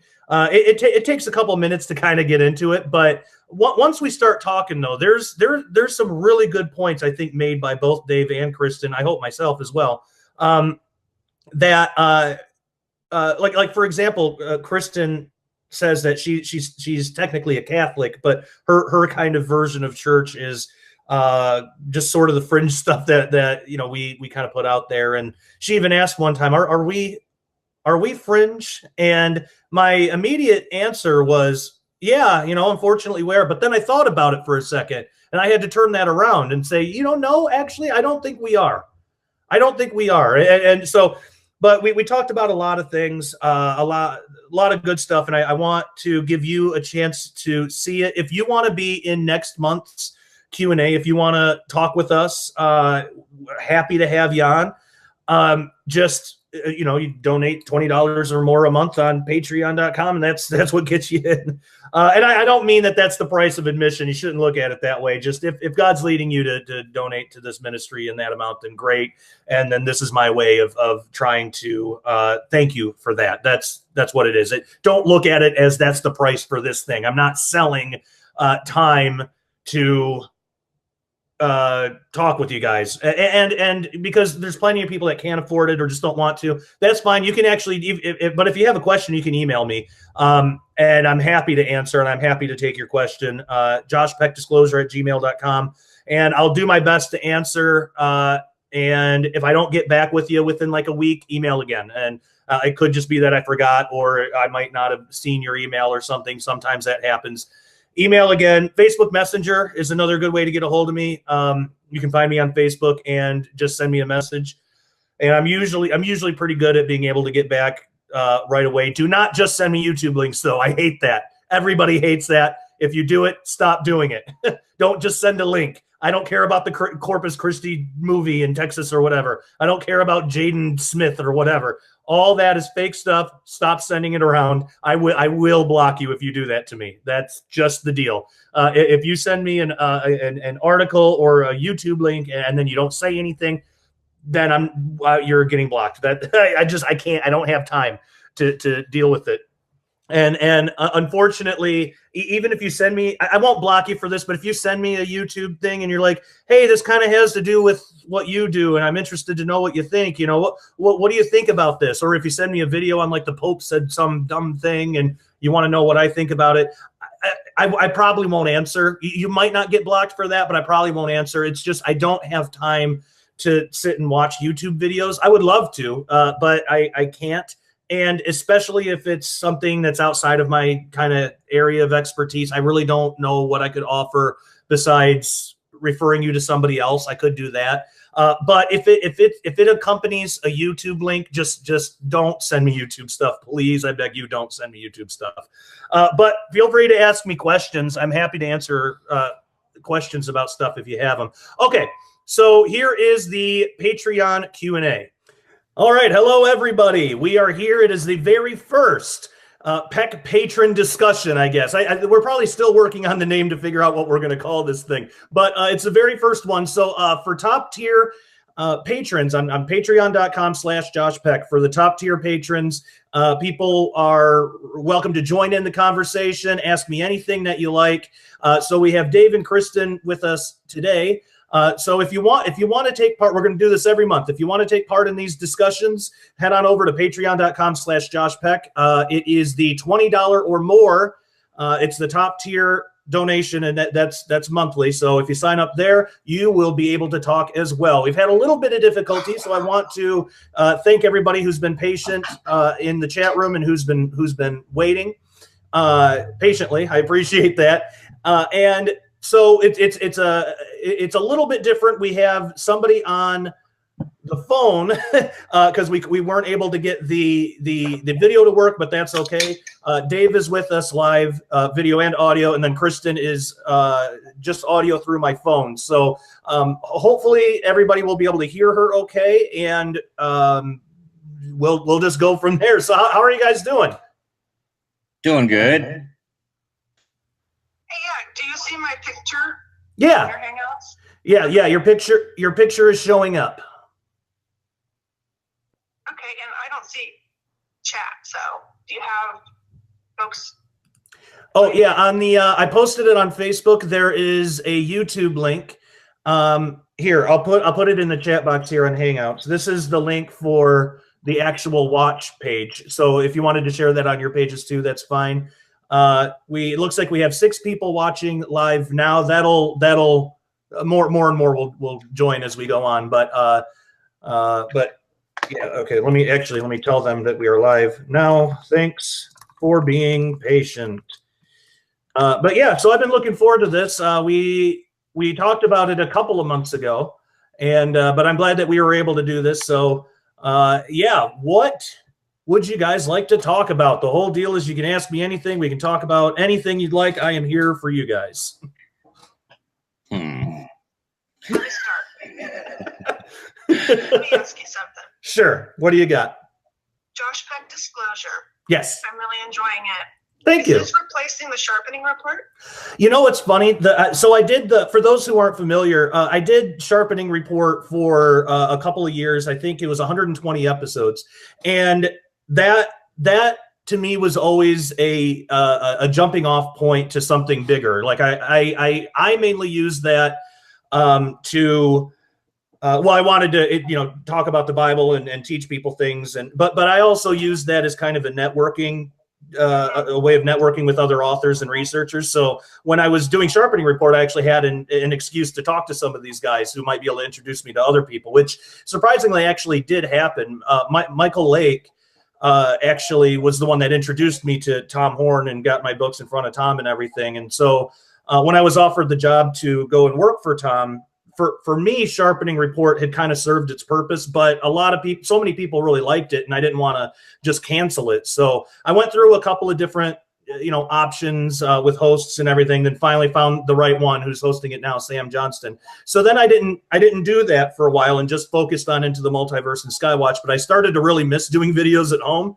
And so I just started the Josh Peck disclosure thing and figured, well, instead of having the hassle of finding somebody to interview every single week, maybe now that I've had more experience on camera and stuff, maybe I can just talk into a camera for, an hour or so a week. And then that turned into me doing it pretty much every day. I do one long episode, an hour or two long a week, and then I'll split up the best of those videos for the daily videos. So that's kind of how Josh Peck disclosure got started, and where it's going to lead, I have no idea, but it's a lot of fun. I'm having fun with it. Well, we're happy to be along for the journey, and I really enjoyed your video on crucifixion. Oh, thank you. Yeah, that actually got a lot of relatively a lot of views. The censorship thing is difficult to maneuver around. YouTube doesn't. I used to be able to get tens of thousands of views on things, and I had built up the channel. The channel itself is 6 or 7 years old, and I had built it up to the point where it was getting a lot of views, and then just all of a sudden, out of nowhere, everybody, and it wasn't just my channel. Tim Alberino, he lost his channel. Mine got severely shadow banned. The Skywatch TV and Into the Multiverse, Sci Friday, all the Skywatch stuff got hit. Pretty much anything that's Christian or conservative got hit, and so that's been hard to maneuver around. But I'm trying to do what I can. But surprisingly, that the crucifixion video did better than I thought for how religiously themed it is. Obviously it's a crucifixion, and it was a cool discovery. But yeah, I was really happy that people really seemed into that one. So I'm gonna probably do more stuff like that. Out of all the people you've worked with and interviewed and everything, if you had to pick just one, who has influenced you the most? Ooh, tough choice. I'd have to think about it. Who's influenced me the most? Probably Michael Heiser. I'd say probably probably hands down. As far as influence goes, Dr. Michael Heiser's really opened up a lot in terms of just ways of looking at the Bible, kind of being not as sensitive about traditional beliefs that I hold, but maybe being a little bit more critical about stuff to the text. And he is and continues to be one of the most influential, just people in my life. Also, of course, Tom Horn. You know, I can't leave him out. But funny enough, I've only actually interviewed Tom twice now. One of them was because I was filling in for Derek, but he's come on Into the Multiverse one time. He's kind of a hard guy to interview, but I talk to him all the time. So of course Tom's been incredibly influential just in my life. But as far as ministry work and spirituality, how to read the Bible, stuff like that, I'd probably have to say Dr. Heiser, hands down. What about you? That's a good question. Yeah. What about you guys? Who's present company excluded?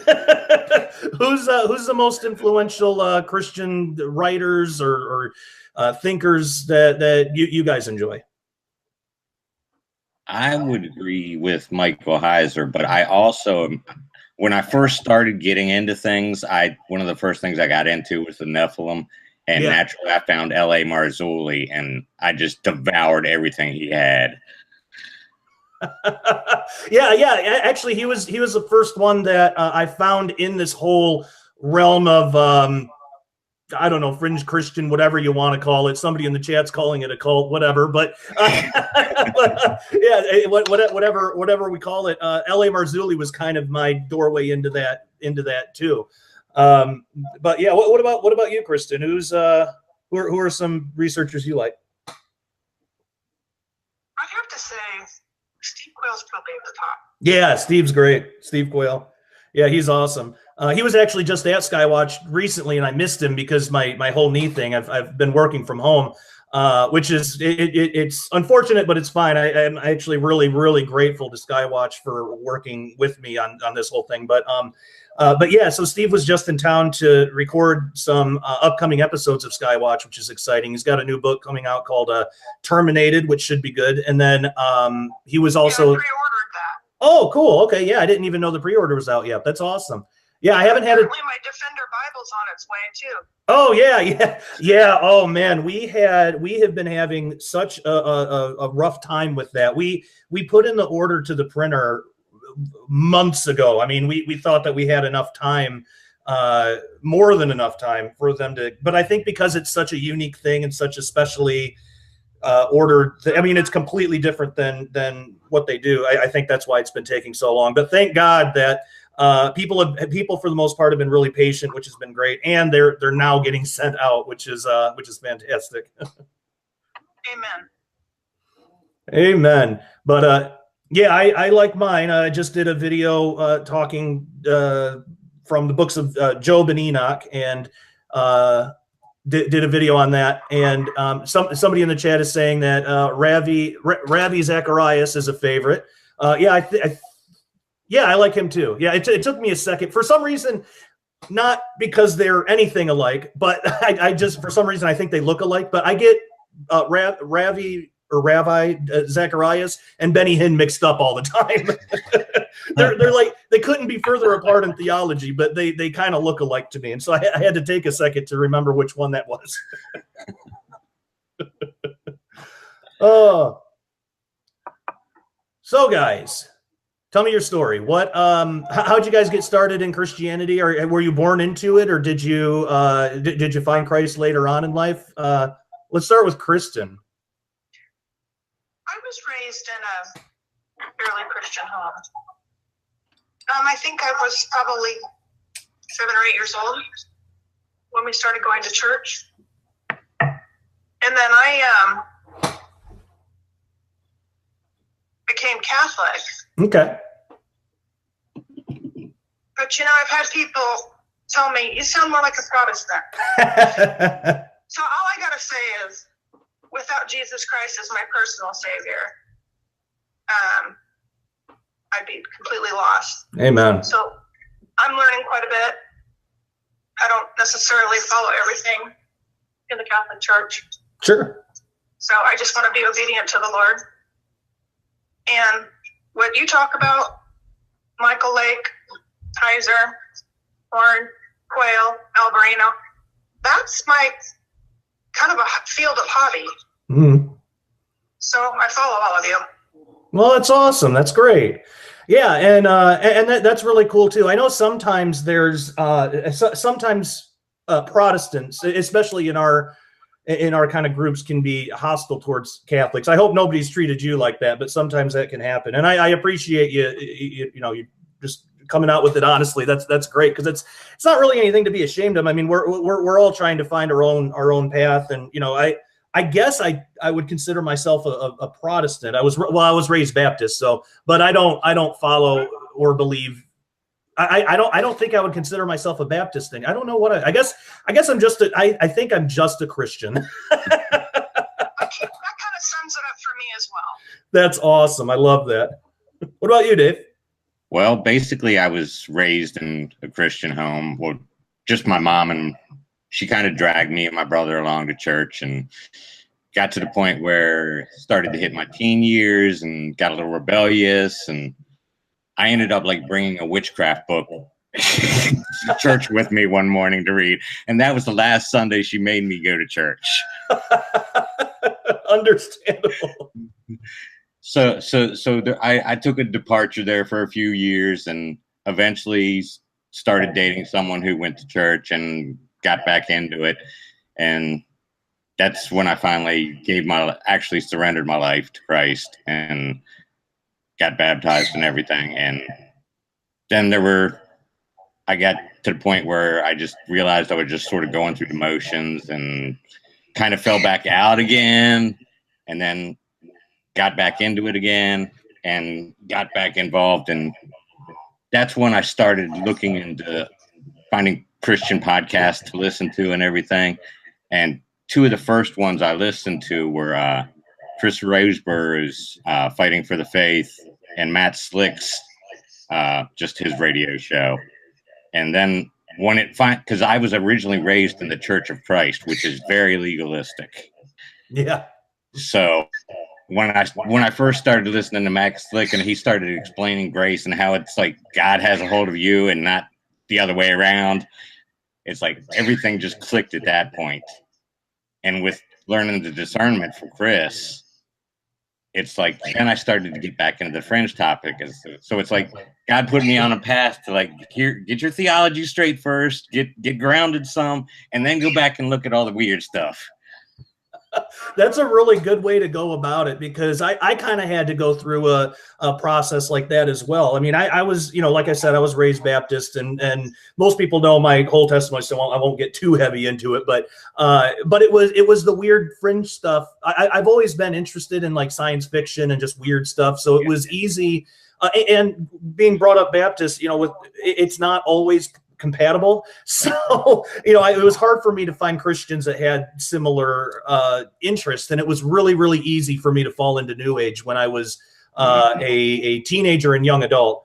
It was really easy for me to fall into that. And because here was a group of people that loved spiritual stuff, and they believed pretty much everything. And so I had some weird stuff that had happened to me, you know, spiritual wise. And I found people that I could talk to about it, and they didn't try to judge me over it or, you know, give me that look of, come on, Josh, really?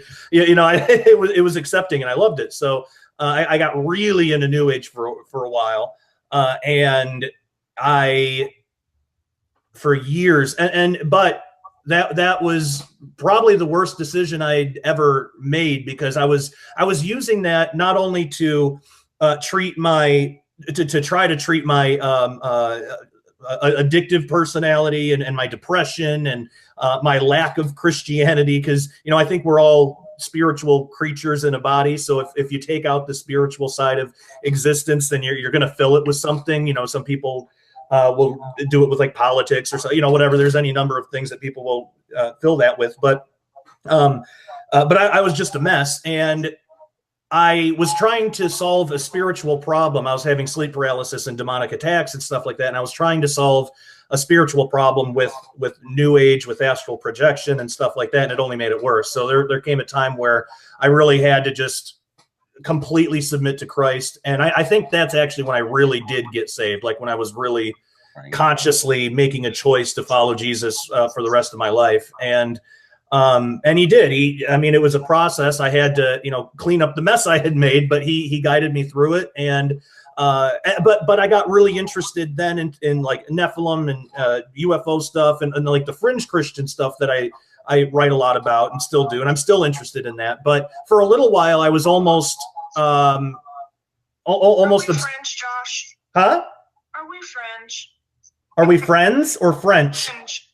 Fringe? Oh, well, compared to the mainstream Christianity, yeah.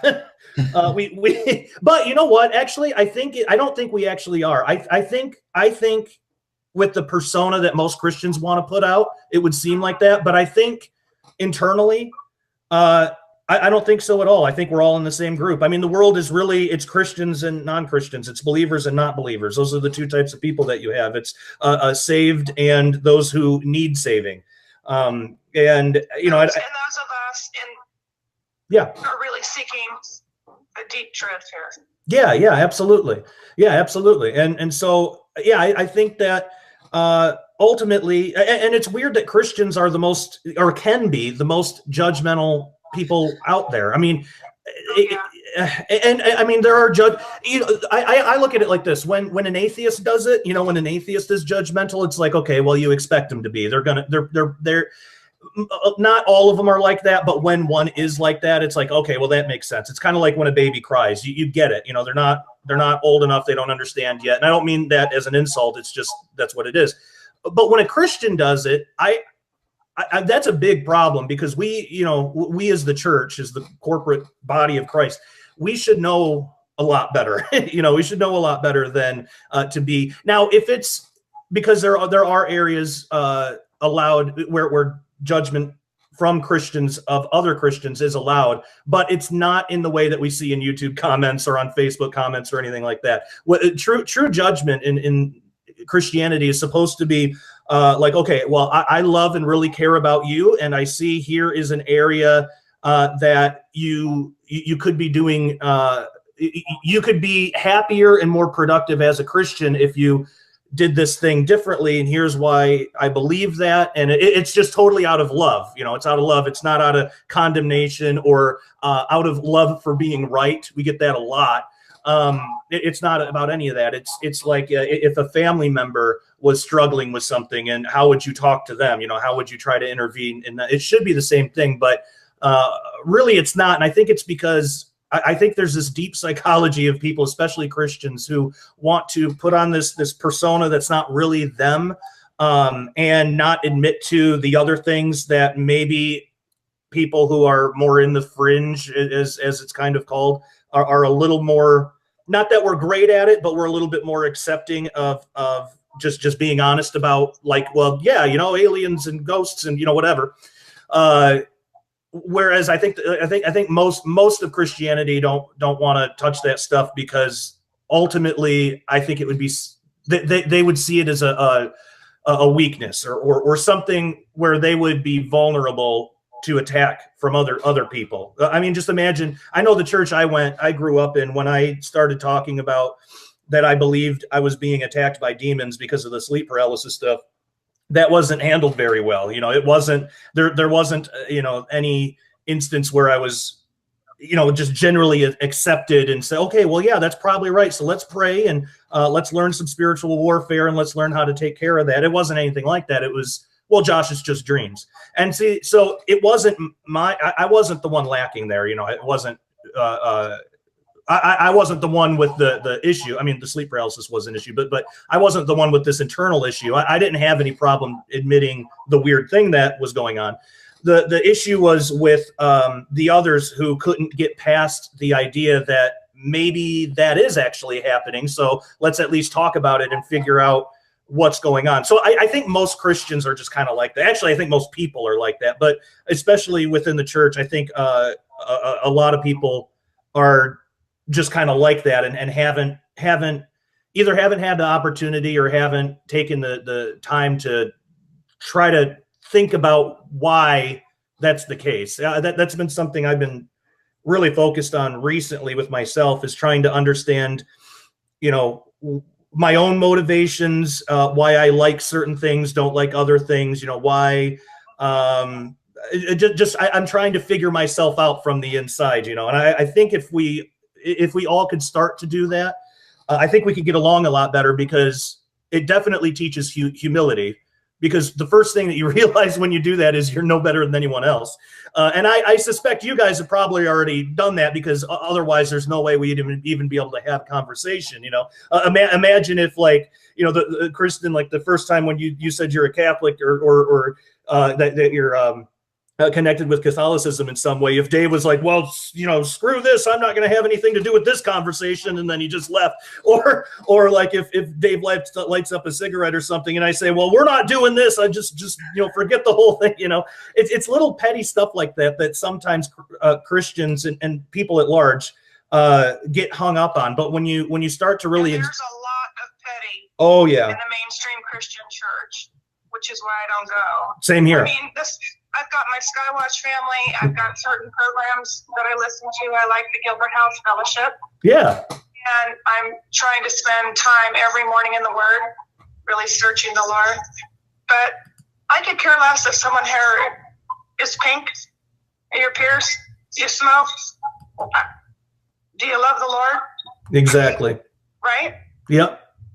Yeah, that's exactly right. And yeah, there's something really humbling about, because everybody has their own stuff, you know. Everybody has things within themselves that they don't that they don't typically examine or think about, and because of that, it's really easy. But they're still there, you know. It's almost like an unconscious thing. They're still there, so it makes it really easy for people like that to go and be petty about things that other people are doing that they think is wrong or whatever, or but really it's because they're not confronting the issues in themselves, and that's got to come out somehow. So I would say it's better to just acknowledge it within ourselves. And I think that's what the speck and the log thing that Jesus was talking about, I think that's what that's really about, where he says, you know, before you take out the speck in your neighbor's eye, take the log out of your own. Or I'm butchering that, but yeah, I mean, you know, the basic no, you're teaching. Spot on, Josh. You're spot on, because I look at my life and how much cleaning up there is still to be done, and the last thing I want to do is point my finger at somebody else. Mm-hmm. I need to be looking inward and saying, okay, what's next, Lord? Please keep working on me. I'm a work in progress. That's great. Yeah. And that's why, and then when you find a couple other people who are like that as well, well, I mean, that's what we're doing right here, this whole conversation, then that's when I think true fellowship can actually happen. And that's why I wanted to do this so much, and why, I mean, I'm already having a blast. Me too. Yeah, I actually got lucky, and when I moved just 2 years ago, the church that I found locally, the pastor's son, who sometimes also preaches, is actually familiar with Michael Heiser. So it's like, yes, you put me in the right place. That's awesome. I'm trying to find the right church, but not yet. Yeah, it can be tough. And yeah, I mean, if it helps at all, I don't go to church. Now, you know, I work in full-time ministry, so I guess technically I could say every day is like church, but I don't go. And I think it's great for some people, but I think for other people, there are other ways that they find fellowship. I find it by doing stuff like this. And I know that there are good churches out there. I just think for me, every church, you know, there comes a point where it's like, okay, God, I get it. You know, every church that I've tried to make work, just hasn't, you know, for any number of reasons. And sometimes it's something with me, sometimes it's something with the church. Most times it's a combination of both, and it's not a good fit. Same with Christina and well, the kids could care less, because the church to them, when we would take them to church to them is they get to run around outside and have fun and then maybe hear a little bit about Jesus, but they learn a lot more from the Bible here just every day, just us having conversations with, you know, me and Christina having conversations with our kids and teaching them about, you know, angels and Jesus and, you know, all that stuff. They learn a lot more from that, and it's more interactive, I think. But yeah, I mean, church itself, I think it's the main idea behind it is fellowship, and you don't necessarily need to go to a building for that. Now, some people, God does want, it depends on the individual. For some people, God absolutely wants them in that building and wants them to socialize in that way. So this isn't at all like a blanket statement, church is good or church is bad. I think it depends on the individual and what God's trying to do with them. But I was brought up that, yeah, you got to go to church every Sunday. You got to do it. That's the deal. It's the same for everybody. So I really tried to make that work lots of times, and just more and more and more, it became more of a distraction than from what God was actually trying to teach me and do with me. And once I stopped going to church and then just started following Jesus and then finding other people who were doing the same thing and just doing videos or whatever, that's when I really learned what fellowship is all about. And I really started to get a handle on what being a Christian is all about and what stuff means in the Bible. I will say, though, if Mike Heiser or even Carl Gallups, if one of them pastored a church near me, I would go. So there are certain exceptions. Ken Johnson as well. Yes. Yeah, Ken Johnson's great. He's somebody else that I keep meaning to interview again. I interviewed him a couple times for Sharpening Report, and there were good interviews. And this is gonna sound bad. I'm good friends with Ken, so this is not an insult, but I keep forgetting he exists. It sounds terrible, but I keep forgetting. I think it's just he's so nice and he's kind of low key but I keep forgetting. And then every once in a while I'll get a request from somebody saying, hey, you should bring Ken Johnson on into the multiverse and stuff. And it's like, oh yeah, I got to do that. But usually when I remember, I'm in the middle of doing something like right now. So most likely I'll forget again, and I'll have to apologize to him the next time I see him at a conference or something. But yeah, Ken's great. So where do you get Branson? Oh yeah, I am. Are you going to be there? Yep. Awesome. Yeah. So those who aren't familiar, Branson, August or September, I think. 14, 15, and 16. Yes, that's right. Yeah, the 14th, 15th, and 16th at Branson is the True Legends, Transhumanism in the Hybrid Age Conference. I will be there. I have I don't have like a speaking engagement per se. I've got a roundtable discussion that I'll be doing on Sunday. I think that's one of the last events that's planned for the conference. But I'm excited about that. It's me, Tim, Justin Fall, Gon Shimura, Nate Schmoyer from InfoWars, and I think Owen Schroyer. Owen Schroyer. Yeah. I have been calling him Nate for. Wait, is it Owen or is it Nate? Owen. Oh man, I've been saying. Thank God I didn't send him an interview request, because I almost did to help promote the conference, and I would have called him Nate because I thought that was his name. Whoops.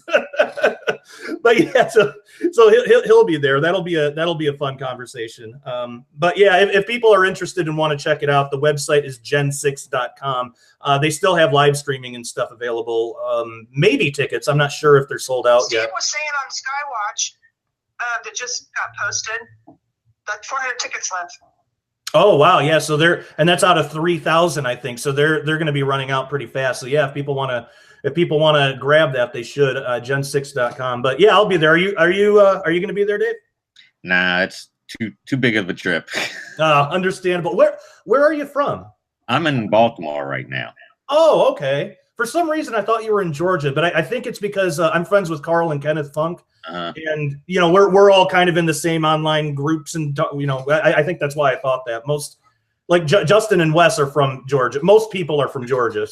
My brother's in Georgia. Maybe you probably mentioned it at one time, and I might be thinking that. Yeah, that would be quite a trip. I think they're doing a closer to. They're doing one in Gettysburg with Derek and Tom Horn and Horn. Yeah, they're doing that, and there's a Hear the Watchman also, I think. Yeah, up in New York. Yeah, which actually, if people want tickets to that, they can use the promo code PECK20, PECK20, and get a discount off tickets and live streaming and stuff. That's hearthewatchman.com. But yeah, so I'm not going to be at that one, but somebody's got to hold down the fort. Everybody at Skywatch is going. So, but yeah, that one should be fun too. I think that's the Montauk stuff. Yeah. Oh, that would be interesting. Yeah. Do you guys frequently go to conferences or? Nope. Oh, is this your first one? Yep. It's pretty epic. What about you, Dave? Do you ever go to these? I went to one about 2 or 3 years ago. It was my first one. They had one up in New Jersey, almost in New York, and that's it. They had L.A. Marzulli, Doug Hamp, and one other guy I can't remember. Oh, Russ Dizdar. Oh, okay, cool. So yeah, Russ is awesome. Yeah, that was fun. Russ is awesome. You know, he's got, what's his friend's name? Who did the DVD Digestible? Oh, Tom Dunn. Yeah. Yeah, he and another guy have a Sunday morning YouTube they do live called Through the Black. Yeah, Jared Cressman. That's pretty good too. Yeah, I like those guys. I do too. I got to meet him in person the first time at the, where was it? Hear the Watchmen in Dallas last year, I think. Wait. Or was it this year? This year. I got to meet them for the first time in person. Great guys, and I really like their work a lot. I have not been able to watch Detestable yet. I have a copy of it, but the subject matter is horrifying. So I'm trying to take a couple. Horrifying. Yeah, I'm trying to take a lot of work with SRAs. I think his the other guy's Jared or something. Yeah, Jared Cressman. Yep. Oh, awesome. Yeah, and thank God that they're doing that work, because I mean it's work that needs to be done. And I'm really glad they're out there exposing that stuff. Russ does a lot of stuff with that too. I got to meet Russ for the first time recently. What was he here for? Oh, a documentary. Oh, I'm actually not supposed to talk about that, but let's just say Skywatch has got some cool stuff coming up this year. But but he was out here for that, and I got to meet him in person for the first time and talk with him a little bit. Really sweet guy, really great guy in person and easy to get along with. And most people that are in this are, so it works out pretty well. That's great. And a hush falls amongst the crowd. Any questions in your chat? Let's see. Nope, just some guy.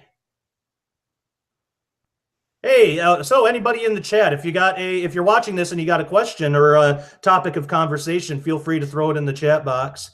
I can't tell if this guy is saying I'm running a cult and I'm trying to take people's money, or if he's talking about Benny Hinn. These comments are kind of running together. So, or maybe he's saying we're the same. I don't know, but.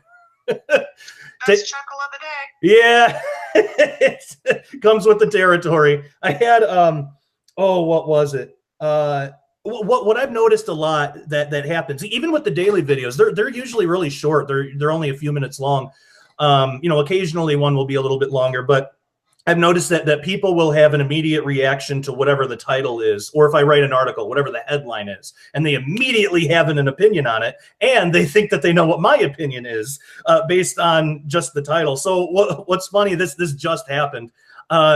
Someone commented and was like, basically, how can you call yourself a Christian if you don't believe in angels and all this stuff, and you don't believe in, and I don't know where they got that from, because it was the most recent weekly JPD thing, which is like, what did I call it? Spectral Encounters and Ancient Apocryphal Secrets or something like that. And but they clearly didn't watch the video, because all throughout the whole video, I'm saying, I believe in this stuff. I believe in this stuff. I can't prove it, but I believe in this stuff. Some stuff has happened to me too. And so I usually don't comment back, but I commented back and I said something along the lines of, LOL, I literally said this so many times. I don't know how I could emphasize it any further, but I'll do it one more time. I do believe in this stuff. And this person wrote like 3-4 long paragraphs about how it's just so terrible that I apparently don't believe in any of it. And I'm ruining Christianity with my videos and stuff because I'm telling people that spiritual stuff isn't true. And it's like, man, you are not familiar with my ministry at all. So it's funny that kind of stuff happens pretty frequently. And hey, we got M Hammer. Yeah. Sorry, what? Frequently? Oh yeah, all the time. More often than not. It's actually rare that I get, unless it's somebody that has been following me for a long time or already knows me. It's rare that I get, especially on YouTube, just like a even just a respectfully critical comment, you know, even something that it's like, well, you know, I didn't really care for this part of the video. Here's how you can improve. Usually it's just vile hatred and just blasting me about stuff that I never said or anything like that. I do want to mention we have M Hammer in the chat room because he is frequently in the chat room with a lot of live videos that I do. Hi, M Hammer. Good to see you again. He says hello. But yeah, more often than not, I would say probably a good of new commenters, like not people that I know, but Barry saying hi from UK. Hi, Barry. Most, I would say probably 80 to 90% of comments are negative, and not even, I would consider a respectfully critical comment as something positive, because even if they didn't like it, but they're telling me why, then that's something I can learn from, and I can improve things. But yeah, usually it's, I had one guy, and they'll copy and paste it in every video sometimes too. I had one guy, this was probably one of the worst. I had one guy get on there and say that he knows for an absolute fact, it's like the Obama and Michelle thing. He knows for an absolute fact that Christina is a transgender and I'm gay. Oh my goodness. Yeah, and that our kids aren't our kids. But I thought, okay, well, this guy's just being a troll and he's trying to get a reaction. So I typically on my JPD channel, I typically just leave comments up. I used to delete stuff and do that, but I don't really do that anymore. Occasionally I will. I did delete that because I'm thinking, okay, if YouTube is still a thing when my kids grow up, I don't want them to, or even when they're old enough to, you know, read comments and stuff, I don't want them to read that. So, you know, I have kids that will watch my videos and stuff. I've actually gotten messages from teenagers sometimes that say that they got saved through a couple of my videos, which is really awesome. But yeah, so sometimes kids watch those and I don't want them to have to read that. But then again, if kids are watching stuff on YouTube, they're probably already exposed to it from every other video in the world. But the way censorship on these platforms is really astounding. I watched your video on reaching out and the response you got. Oh yeah, I'm just shaking my head. Unbelievable. Yeah, the censorship thing is and it's terrible for any Christian or conservative. It could even be an atheist conservative, and they're still getting shadow banned and everything. But yeah, I get comments from people sometimes that'll say, you know, well, it's just your videos aren't good, or maybe your content isn't good. And it's like, well, don't you think I thought of that? Of course, I have thought of that, and I've considered that. And but from when I used to get, you know, tens of thousands of views, it was, those videos are so poorly done. You know, I think the content's fine, but really the videos themselves, it's just my voice, and it's just a stationary picture of something that I found on Google. You know, that's what most of those videos were back then, because I just didn't have time to deal with it. But it's only been improving, and so. But I've seen a hit across the board, Skywatch, Multiverse, everything, and it was all at the same time. Like it was right around 2 years ago when it started. So yeah, I mean, I know what's going on. I tried to contact YouTube. I did a video about it. I couldn't get anywhere with them. They just don't want to. They don't want. The thing is, they don't even want to admit that there's a problem on their end. They won't even consider it. And when you're talking to somebody and they won't at least consider the possibility that it could be their problem, there's no point in even talking to them, because if you can't even, most problems, it's a little bit of one person, a little bit of the other. Occasionally it'll be one-sided, but that doesn't happen very often. But if a person, so the people that I were talking to, the representatives of YouTube, they weren't even willing to admit that that it could possibly be anything with them. And then so I'm thinking, well, then they're lying, because I know I'm not the only one messaging. Dennis Prager sued them because they were doing this stuff. From, you know, the PragerU videos, so they're well aware of it. And Harvey says hi from Sweet Home, Alabama. Hi, Harvey. Yeah, so they're aware of it, and I wish what they would do, because they could make this all go away because technically YouTube's it's a private company. They can do what they want with it. They're allowed to do this. It's not popular, you know, it's not well received, but they're legally allowed to do it. But what the problem is they don't have anything in their guidelines saying, well, this is what we allow and this isn't. We don't allow Christian content, or we don't allow conservative viewpoints because we only want liberal videos and things. And they could do that. They would be technically allowed, but that would be extremely unpopular because that's discriminatory and people culturally wouldn't like it. But if they did that, if they actually just put in their guidelines that no Christian content, no conservative content, that would get them out of all the trouble that they're constantly in with Christians and conservatives, because they could say, well, it's in the guidelines, so you don't have to sign up with YouTube. We're not forcing you to sign up with YouTube. You can sign up somewhere else, but if you do sign up with us, then it can only be this type of content.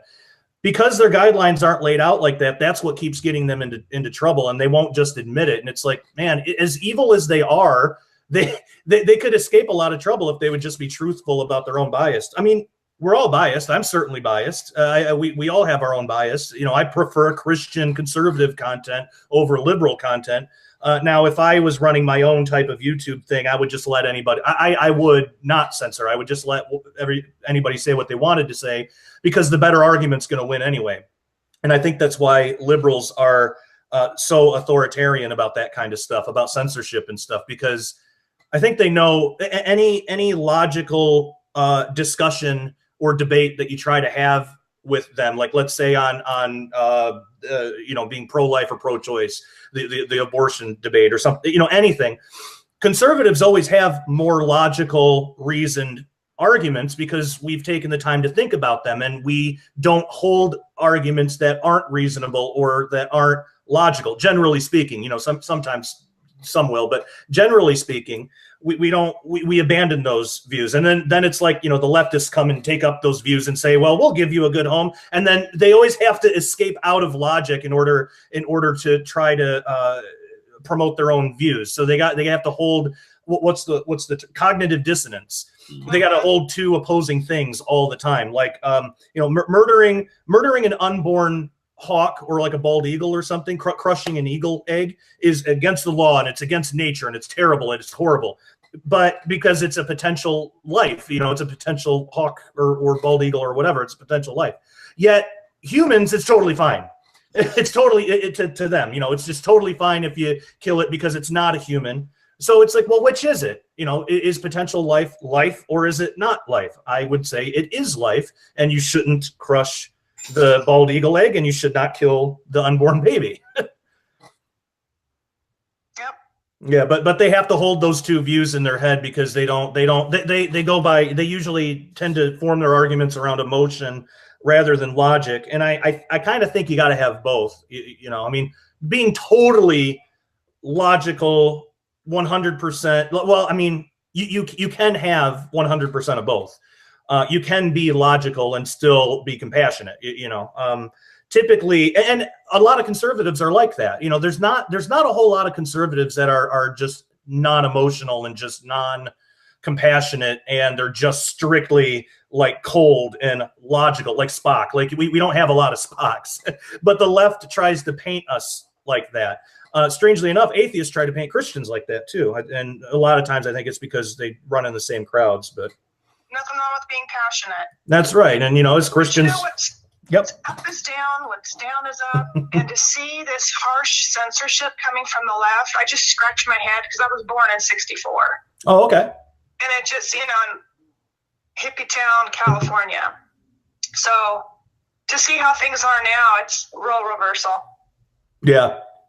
What about you, Dave? What are your opinions on this kind of stuff? I'm lost. Yeah, I didn't know. I didn't know if you were much of a political guy or not. I am. I've gotten more so in the past couple of years, but it drives me nuts. Oh, I understand. Yeah, and that happens to a lot of people. I myself find like I have to back away from it sometimes because it's really tempting for me to get too angry about it. And the most that any of us can really do is like talk to people and kind of have conversations, but it's really rare that anybody's ever going to actually change their mind. And if they do, it's really rare that person is going to be in a position of authority where they can do anything about it. Now, I mean, I'm still like, okay, like the pro-choice, pro-life debate. I don't even think that should be a political issue. I think it's a moral issue. I think that's just an issue of just what is morally right and wrong. So usually when I bring that up, I tend to shift it to more of like the Christian perspective rather than just the typical conservative perspective on it, because that way that and that needs emotion, that needs compassion. You need to get through to, people like, look, you're killing a baby, whether you like it or not, and you should feel bad about that. So maybe you don't do that. Those are good because the chances are pretty high that that anyone out there is going to know somebody who either has had an abortion or will consider having one at some point. So in those, real change can be made. Like that you could literally save a life with that. That's why I harp on that stuff a lot, just trying to give people good arguments for it. But a lot of this stuff, like, border security and, what Trump said about Kim Jong-un, or a lot of that stuff, it's like, it's kind of, it can be fun to talk about, but it's so easy to just get into the realm of frustration and people getting mad about it, that I'm with you. I just, at that point, I just have to step back and say, all right. Online, I had a guy who I actually went to high school with. But the people I went to high school with have been coming out of the woodwork a lot lately and trying to get into, because a lot of them are liberal, trying to get into online arguments with me. And I don't like, I'm not, what would be the point? So recently this guy, tried to do that because I posted something about Planned Parenthood, and then he tried to, and it was the type of question where they're making a statement and they're disguising it as a question. So wouldn't you say that you're kind of being like this bad guy if you say this and you think this, and wouldn't you say, they're making statements, but they don't actually want an answer. So I ignored it, but that's been happening a lot lately. And But the point was that they weren't making an argument pro-choice. They were trying to take that and then say that I was being hypocritical because of a view that they believe I have on border security, and they believe that I've never really said anything about that publicly, I don't think, but this person assumed that I had a certain belief because I'm a conservative, and when it comes to that, it's like, it's not even, for one thing, it's not even the same argument. And if the guy's not going to take time to at least understand or even ask what I think about it anyway. But most people find it tempting to get into those arguments. Like a lot of people, and I find it tempting too. Years ago, I used to be an internet troll. I used to get into those arguments, and I would spend all day on the computer doing that. And it's worthless, and it's all rooted in pride. And God really had to get me out of that. But at that time I was tempted because it would have been easy to just blast the guy for all of his logical inconsistencies. But I realized, that's a big waste of time. It's setting a really bad example, because if I do that, then I'm basically telling other people that they should do that too. And then I would be a hypocrite because I've done presentations and stuff, how, we shouldn't do that. So I left the comment up. I didn't block him or anything over it, but I just didn't answer, and I'm not going to, because it's pointless. But a lot of people talk like that on social media, and I think that's why it's hard to have a conversation, because it gets emotional and it gets into the realm of anger and frustration way too fast. So yeah, Dave, I'm with you. Yeah. I've got people that I've just been friends with for a long time, and I consider them nice people and everything. But as soon as Trump got elected, it's like I've seen hate like I've never seen before. I mean, it's just people are just angry. Yeah, I've noticed that too. I've lost friends over that. Which, how stupid. Yeah. How stupid. I like one guy more than this woman. Well, we can't be friends anymore, and families need to break up, and it's like all this big. Yeah, it's like, oh my gosh. For one thing, I live in Missouri. I mean, it's pretty Republican. Like my vote is, even if I did vote for Hillary, which I would never do, but even if I did, I also don't hate people who did vote for her. But even if I did, it wouldn't make a bit of difference. I mean, Missouri is just a red state, so that's how it's going to go anyway. But yeah, it's like how shallow is the friendship to begin with? Like how, or the other person who's ending the friendship, how shallow do they have to be if the solution to their problem is, well, we can't be friends anymore? I'm there's a lot of vitriol and hate over that, and it comes from the other side, because there are some Christians who don't support Trump at all, and that's fine. I don't hate them over that. Politics to me has no bearing in if I can be friends with somebody. I mean, that depends on how they handle their own beliefs in politics and stuff. It's like, it would be like me saying, like, I can only talk to people who are Christians, and I will never talk to an atheist ever. It's like, well, then Christianity's dead, because how do you go and evangelize people then?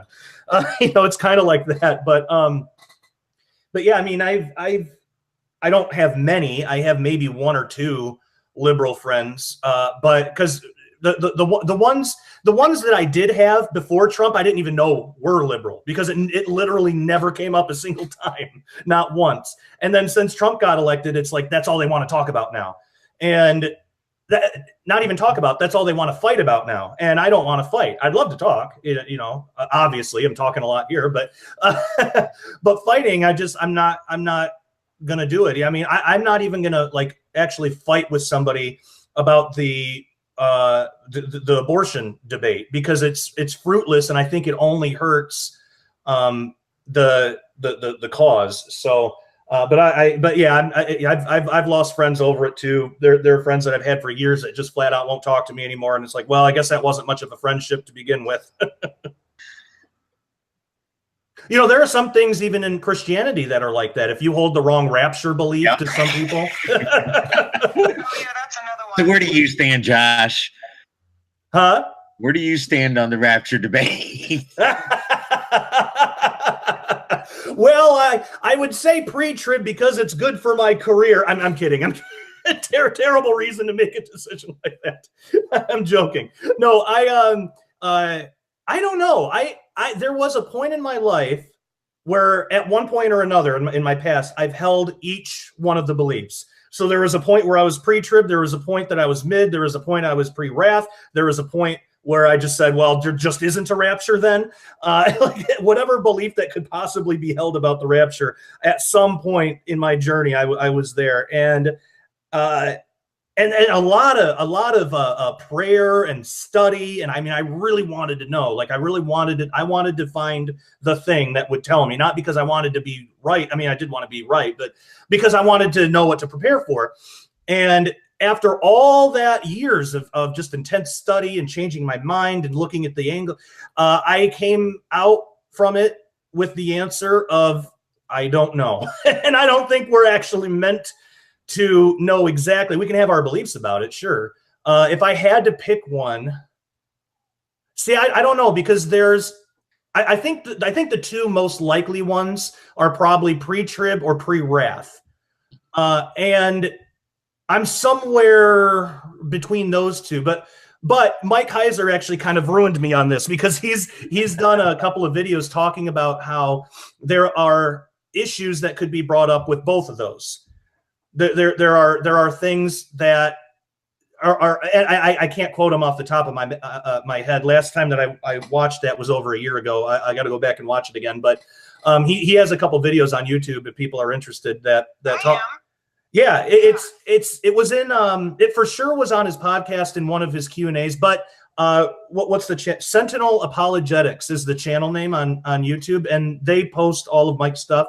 And you could probably even just search Michael Heiser, Rapture. Okay. And he says something in there. Are you a splitter or a joiner? So those might be key words, because he uses those. And he's talking about certain verses and how you piece them together.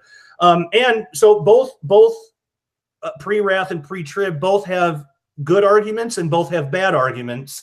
And I think that we just don't have enough information right now to know for sure. So the way that I handle it is I say the best thing to do is pray for pray that pre-trib is the right one, because of course, but prepare for post. Prepare as if we're going to have to go through the entire tribulation and it's going to be hell on earth, and prepare for the worst, because it's a lot better to prepare and not need it than it would be to not prepare, and then it turns out you might have needed that. There are Christians that hold so tightly to the pre-trib view that if they're wrong, and if the mark of the beast comes along and they don't that they will think, because I used to be in this camp. I used to be just way sold out to pre-trib. But if the mark of the beast came, they would think, well, the rapture hasn't happened, so this can't be the mark of the beast. And then what if they go and accept the mark of the beast? Now, part of the mark of the beast is you got to worship the image or whatever too. So there would be issues there, but still there are people. So I think it's good to hold on to whatever view you have, hold on to it loosely, and then just kind of keep in the back of your head what the other positions are. But yeah, I pray pre-trib is right. I'm not sure if it is, but that's what I pray. What about you guys? Where are you at on the rapture stuff? Go ahead, Dave. Okay. Well, right now I'm in the pre-wrath camp for the most part. I started off more in the pre-trib camp because that's generally what a lot of I'm right now with Calvary Chapel, and they're generally known as being pre-trib. Sure. But the more and more I looked at it, the more I leaned towards pre-wrath. But I've heard the good arguments for post as well. Yeah. And I think it's one of those things that if it turns out that way, it'll be easy to then go back and see how it made sense. It's like when when Jesus came on the scene, finally the Messiah is here, and the Pharisees totally missed it. And it wasn't until later that it's because there are predictive prophecies, but they're not quite as predict.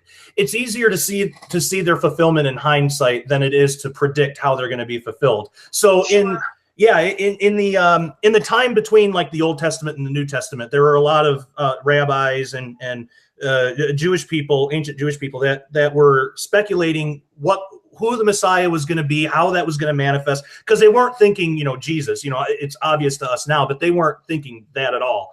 A lot of them thought that it would be not exactly reincarnation. That wouldn't be the right way to say it, but like a type of like a return of Elijah, because technically Elijah didn't exactly die. He was right. Some say he was raptured up, but so some people thought that. Some thought that it would be Michael the archangel. Some thought that was going to be, which seems kind of silly to us now, but if you think about it, at that time they didn't have the New Testament to teach them a lot of the stuff that we hold generally now. And I could see, okay, well, Michael the archangel, the angel over Israel, maybe he's the one that's going to save Israel. And they didn't know how it was all going to work, how the Messiah thing was going to work. So there were a lot of different views like that. Some thought that it would be another Adam, which metaphor, figurative, well, not exactly figuratively, but that turned out to be, it wasn't the literal first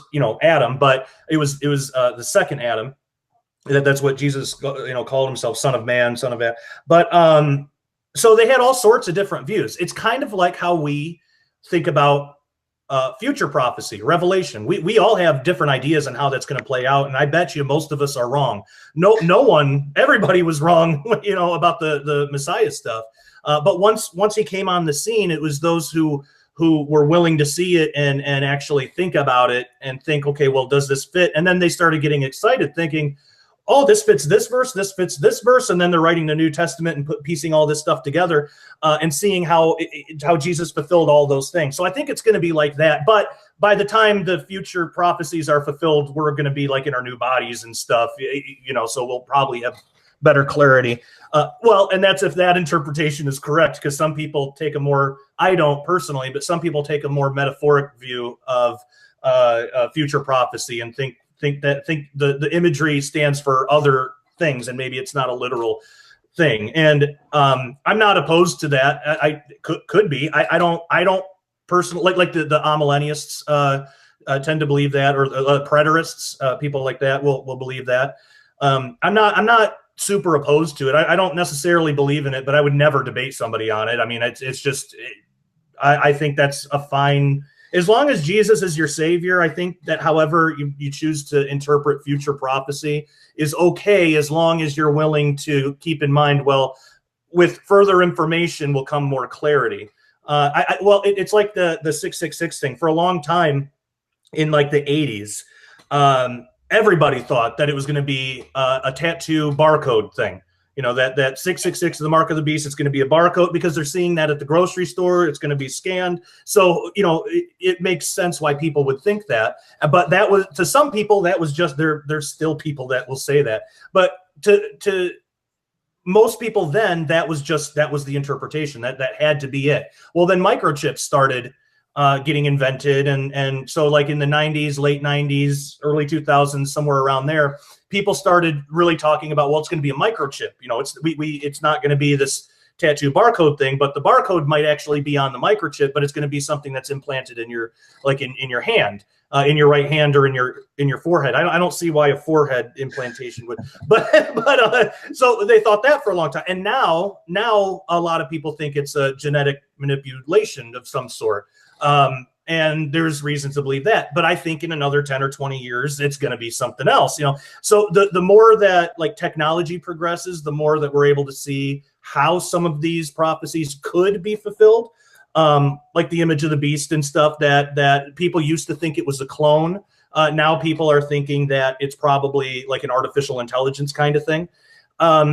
So, you know, it depends if we're willing to let new information help us form our opinions about how Bible prophecy could be fulfilled. I think that's a big advantage. I think that can only help. But if we get too stuck on one thing and then we're not willing to budge or anything, I think well, then you might be one of the people that accept the mark of the beast, not really knowing what it is.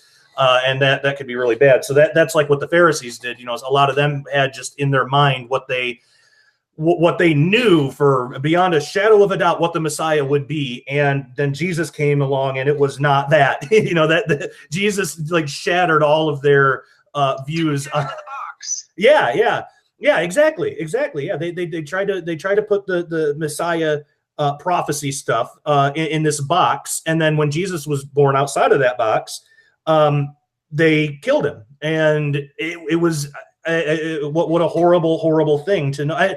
I do think some of them eventually later on in their lives, maybe when the earthquake happened and Jesus rose from the dead, I think probably most of them just kept denying it, but I'm sure one or two of them probably came to the realization, oh my gosh, that was God, that was the Messiah, and I killed him. I had a hand in killing him. I mean, can you imagine the weight of knowing that? Like, I can't even imagine that. So I would never want to be in that type of situation ever. I would never want to hold on to any interpretation of prophecy so tightly that if I'm wrong, then it means, you know, my eternal standing could be in jeopardy somehow. You know, like for a long time, I was strictly once saved, always saved. There's nothing you can do to lose your salvation. And I think there's still an element of that's true, but I also think people have free will. And I think there are certain circumstances where if somebody just did not want anything to do with Jesus, Jesus is not going to force them into heaven, even if they were saved to begin with. But, you know, that's a whole debate too. But to me, it's like, well, why even take the chance? If there's a chance that if you misinterpret prophecy so wrongly and you hold on to it so pridefully, I would say, that it could result in eternal damnation, then maybe it's a good idea to think about some other possible interpretations. And even if you don't believe in them, you know, just kind of hold them into the back of your head. I do that like with preterism. Like I don't believe in preterism at all, but I've had some really good conversations with what is that? It's there's different branches of it, but basically, can you say the word again? Preterism. It's a preterism. So a preterist generally believes, and this is a general statement because not all of it, you know, there's differences, but they basically believe that all prophecy has been fulfilled already. And what we see typically as like future prophecies, they've already been fulfilled in the first century, but they're like more metaphoric, like they're metaphors sort of. So like the Antichrist figure, I think they typically say is Nero or somebody like that. And they look a lot. People who believe that it's future prophecies look at the prophecies really literally, and those who think that they've already been fulfilled look at it more figuratively.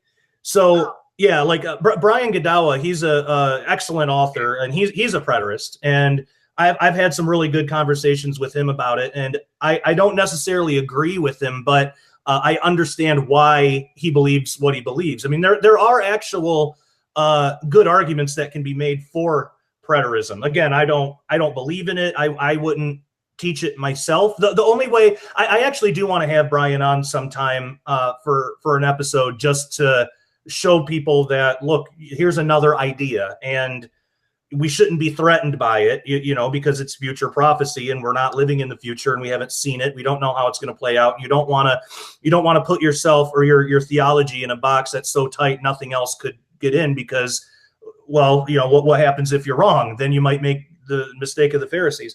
So, but yeah, they basically believe all prophecy has been fulfilled. Yeah, and, I just put a link in the chat. Parker Cole recently just did a interview between Doug Woodward and Brian Godawa on preterism. It was really good. I'd never heard Brian's view of preterism, but I mean, he's not a full preterist, right? So I can actually see where he's coming from. I copied that down. Awesome. Yeah. Parker Cole's great too. She actually was here. I'm going to copy that link in the chat for everybody else who's watching this live too. There you go, everybody. But yeah, Parker's awesome. She actually gave me my very first interview from somebody who didn't already know me.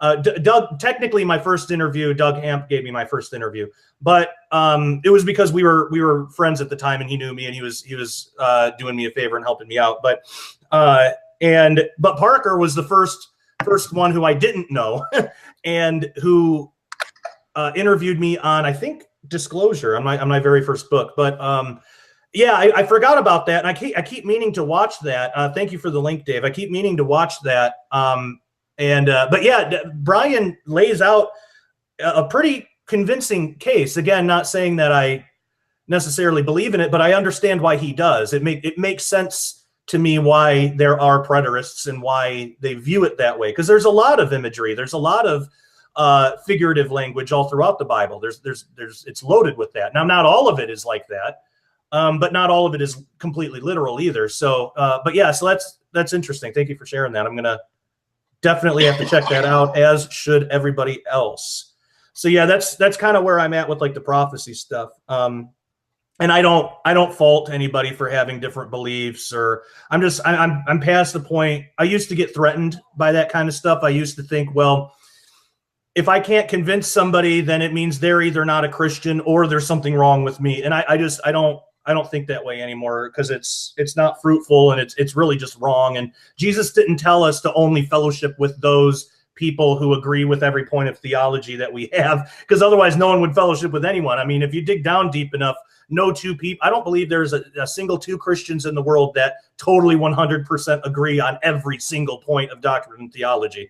I think if you dig down deep enough, everybody's got their own ideas and differences. But I think that's great, because we kind of need that, because if you can love somebody despite that, then you know that that person actually loves you. You know, if somebody knows that you have a difference in view on something, especially if it's something big, well,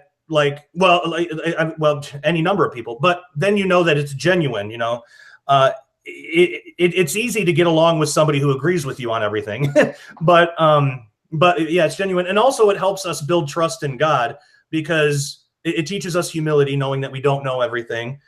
Probably most of our ideas about stuff are wrong. You know, we can be assured in the gospel and Jesus and the resurrection and the path of salvation. Of course, you know, we can be assured that that's correct. That is a literal truth. But with all the other stuff that it's kind of open to interpretation, it's humbling, and it can result in some really good conversations. Well said. Yeah. So I enjoy that kind of stuff. It's like, the fight that's been going on about flat Earth, and on both sides, you got people who believe on one end that the Earth is a certain shape, and then people on the other end who believe that it is a different shape. And by and large, both camps fight and war against each other. And well, you don't believe in the Bible, then well, you're an idiot. And, you get all this stuff, and it's like, guys, don't you realize that you all agree on the most important thing? That's Jesus. Have a fun conversation about flat. Why does that have to be a contentious argument? Why can't that be a fun conversation?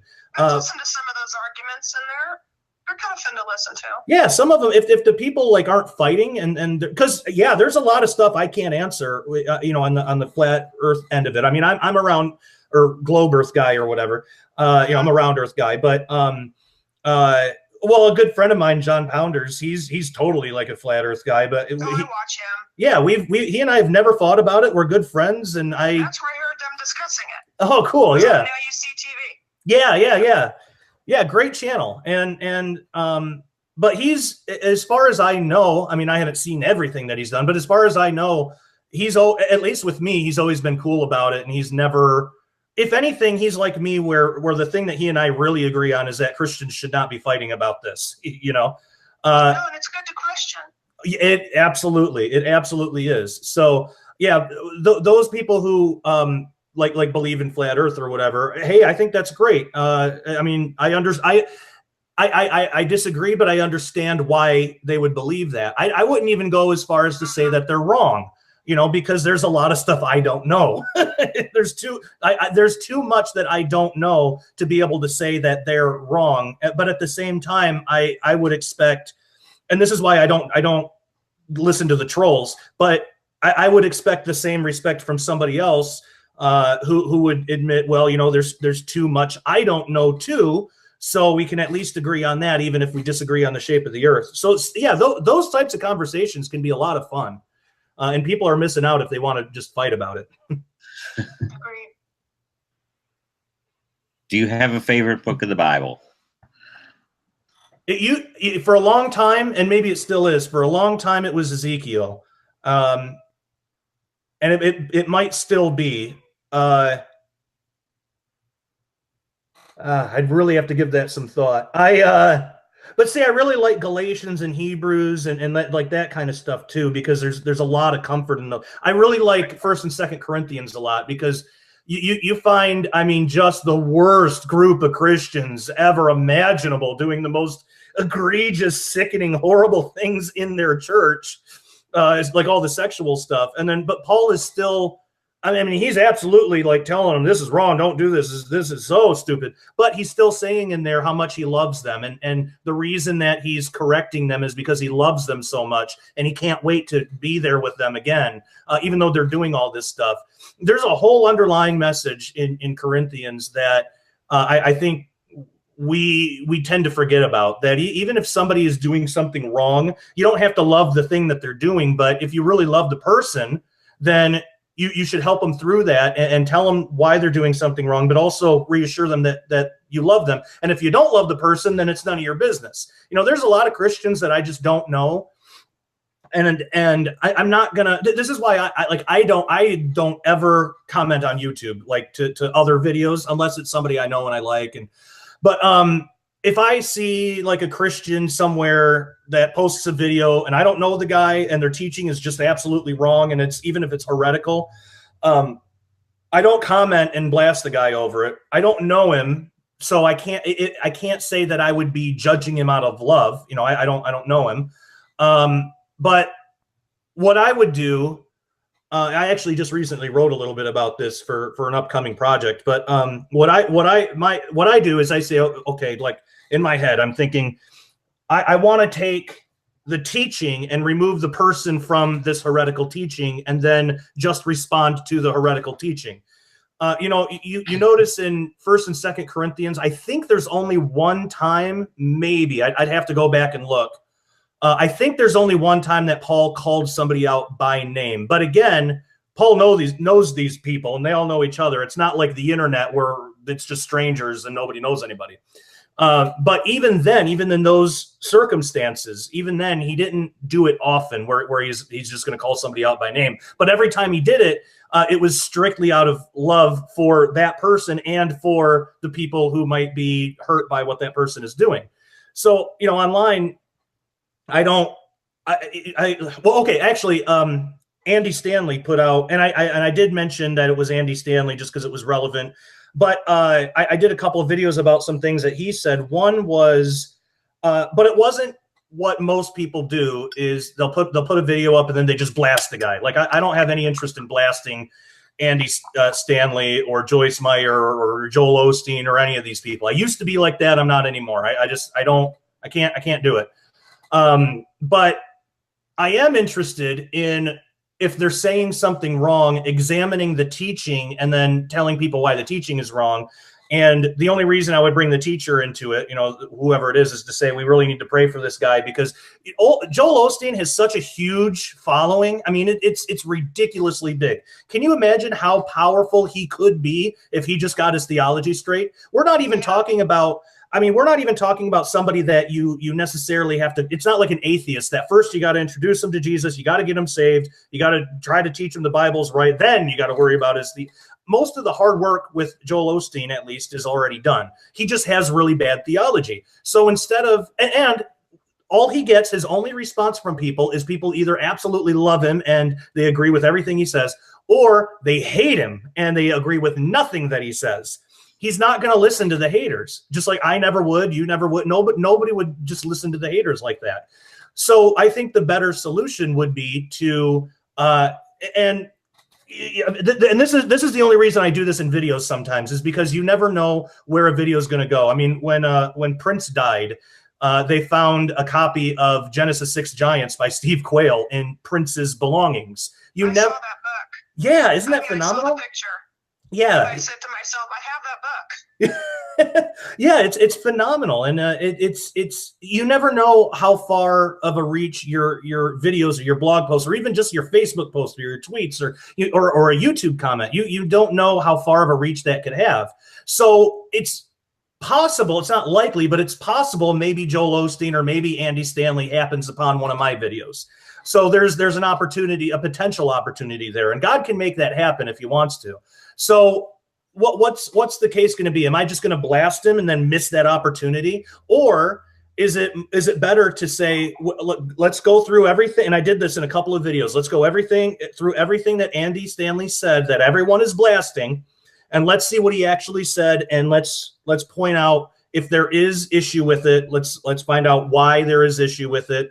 And let's take time to unpack it. And doing that does take a long time, but I on Twitter, I actually did tag Andy Stanley in it. I don't know if he watched it, but I did tag him in it.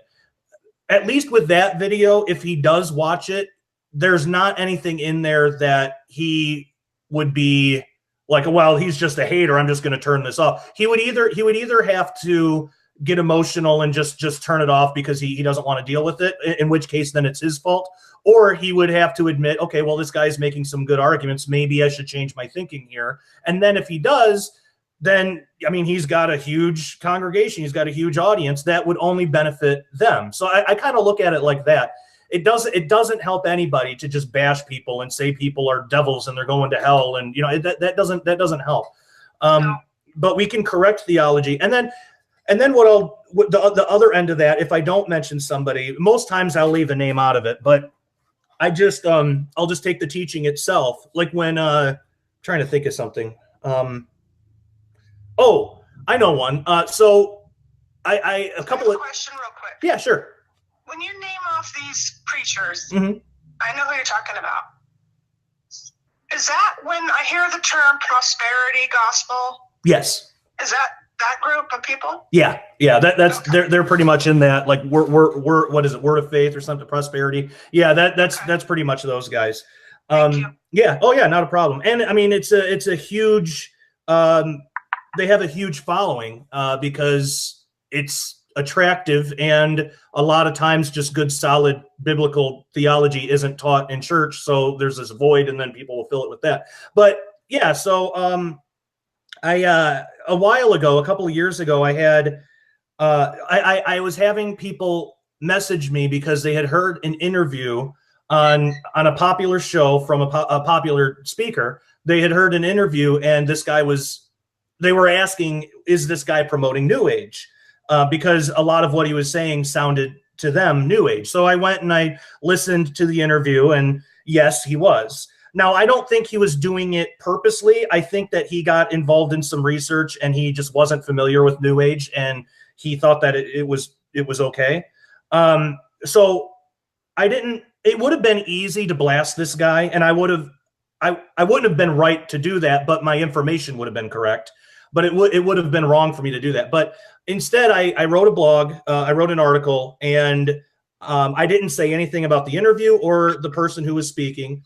And I just laid out just the teaching, here's what New Age is. These things are New Age, and here's why. And if you're a Christian, you shouldn't have anything to do with these kinds of things, no matter who's saying it. So if there's a speaker that you like that is saying this stuff, then you don't have to write the speaker off completely, but just at least those things you just don't take part in. And here's several reasons why. So that was what I did. Well, the guy found out about it, and he got really upset, and he wanted me to take it down. And none of this was public. He didn't publicly come after me, but he didn't even personally come after me. He went through a mutual friend of ours and told a mutual friend that we had that she had to call me, and it was just ridiculous. And so I told her, I said, well, look, I'm not taking it down because I didn't name him. I didn't name the interview.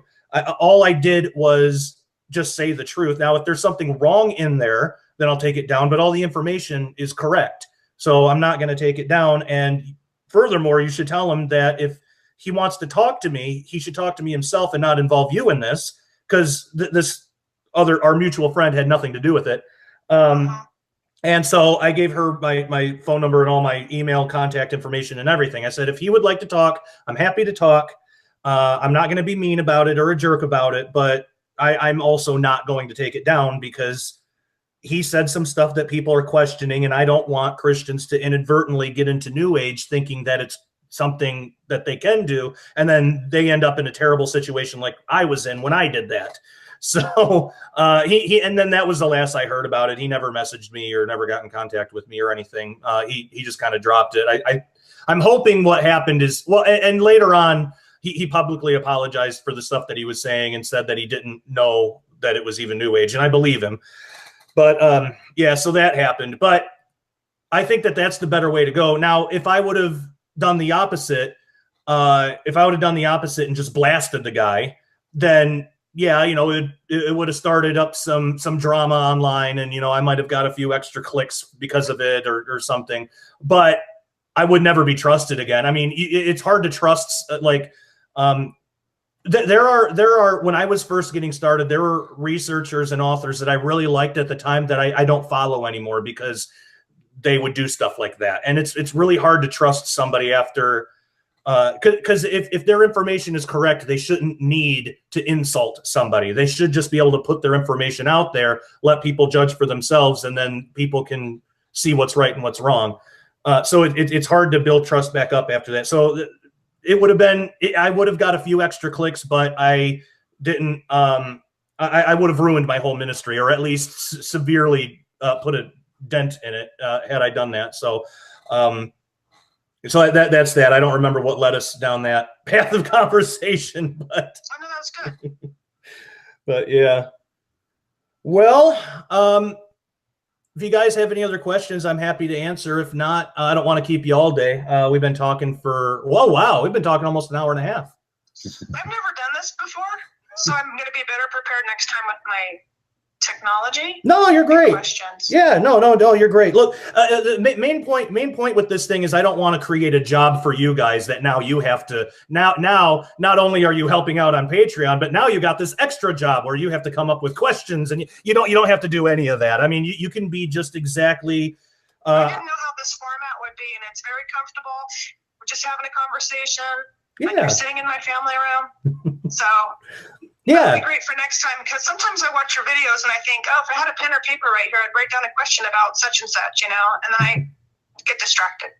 Totally understandable. I get distracted too, but yeah, I mainly just wanted this to be a fun thing. And if next time, I mean, look, you guys don't have to come up with questions. Believe me, I can talk all day, so don't worry about that. But yeah, I just mainly wanted to be a fun, relaxing, just good time for you guys, is my way of saying, you know, thank you for supporting me financially, and even just, you know, I'm sure you guys are praying and all, just being encouraging and just being good friends. And, you know, I appreciate that. And, you know, I really love you guys. It really is the least I can do. So, I think it was great. And I got to meet Dave.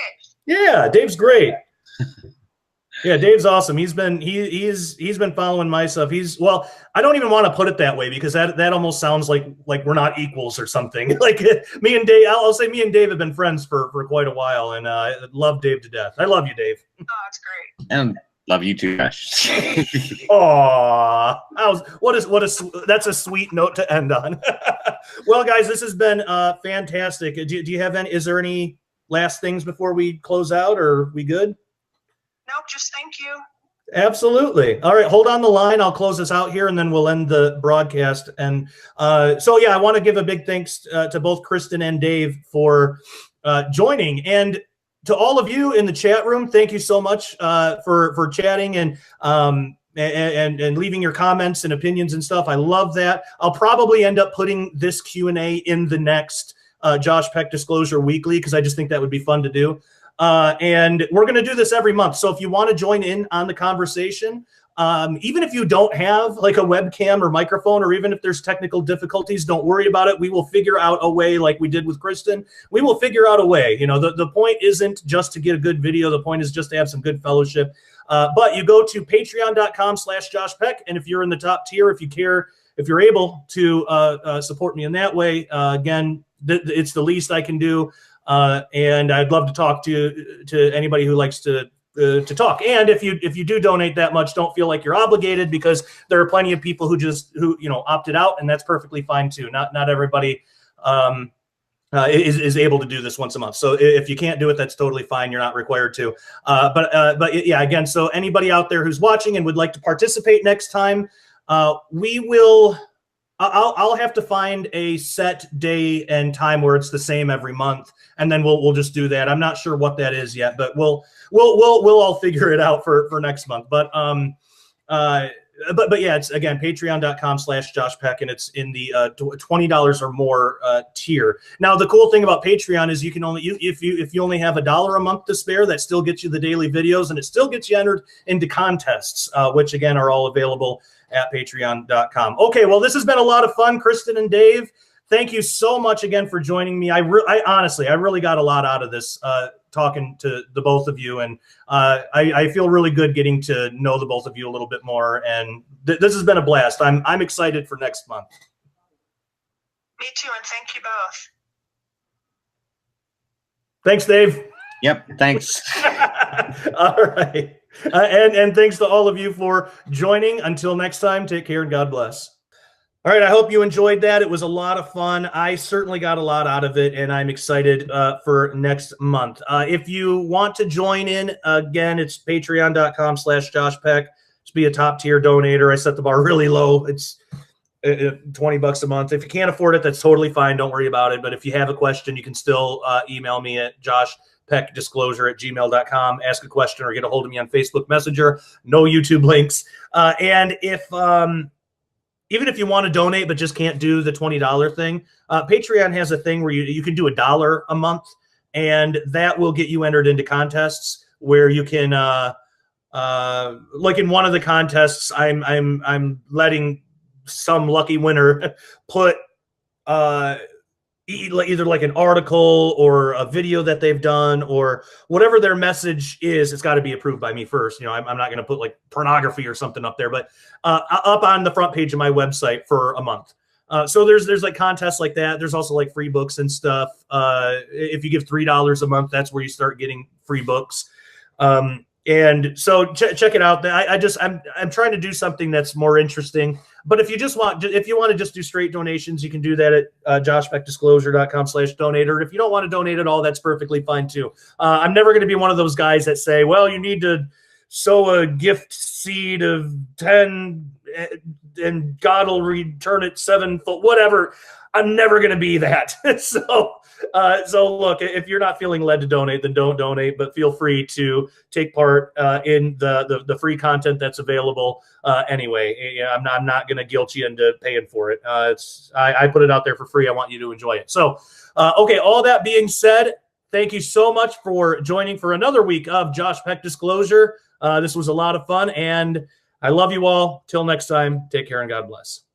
Right now, head on over to joshpeckdisclosure.com, the central hub for everything Josh Peck Disclosure. Every day you'll get brand new videos, podcast updates, and more. Make sure you subscribe at youtube.com/joshpeckdisclosure. Also, make sure you click the bell and select the option to always be notified when a new video is released. Follow Josh Peck Disclosure on Twitter at JPDisclosure and get involved with the show on our official Facebook page at facebook.com/JoshPeckDisclosure. If you're on Steemit and prefer DTube, follow Josh Peck at steemit.com/@JoshPeck and make sure to upvote all Josh Peck Disclosure DTube videos. Keep checking back at joshpeckdisclosure.com for news, information, updates, and more.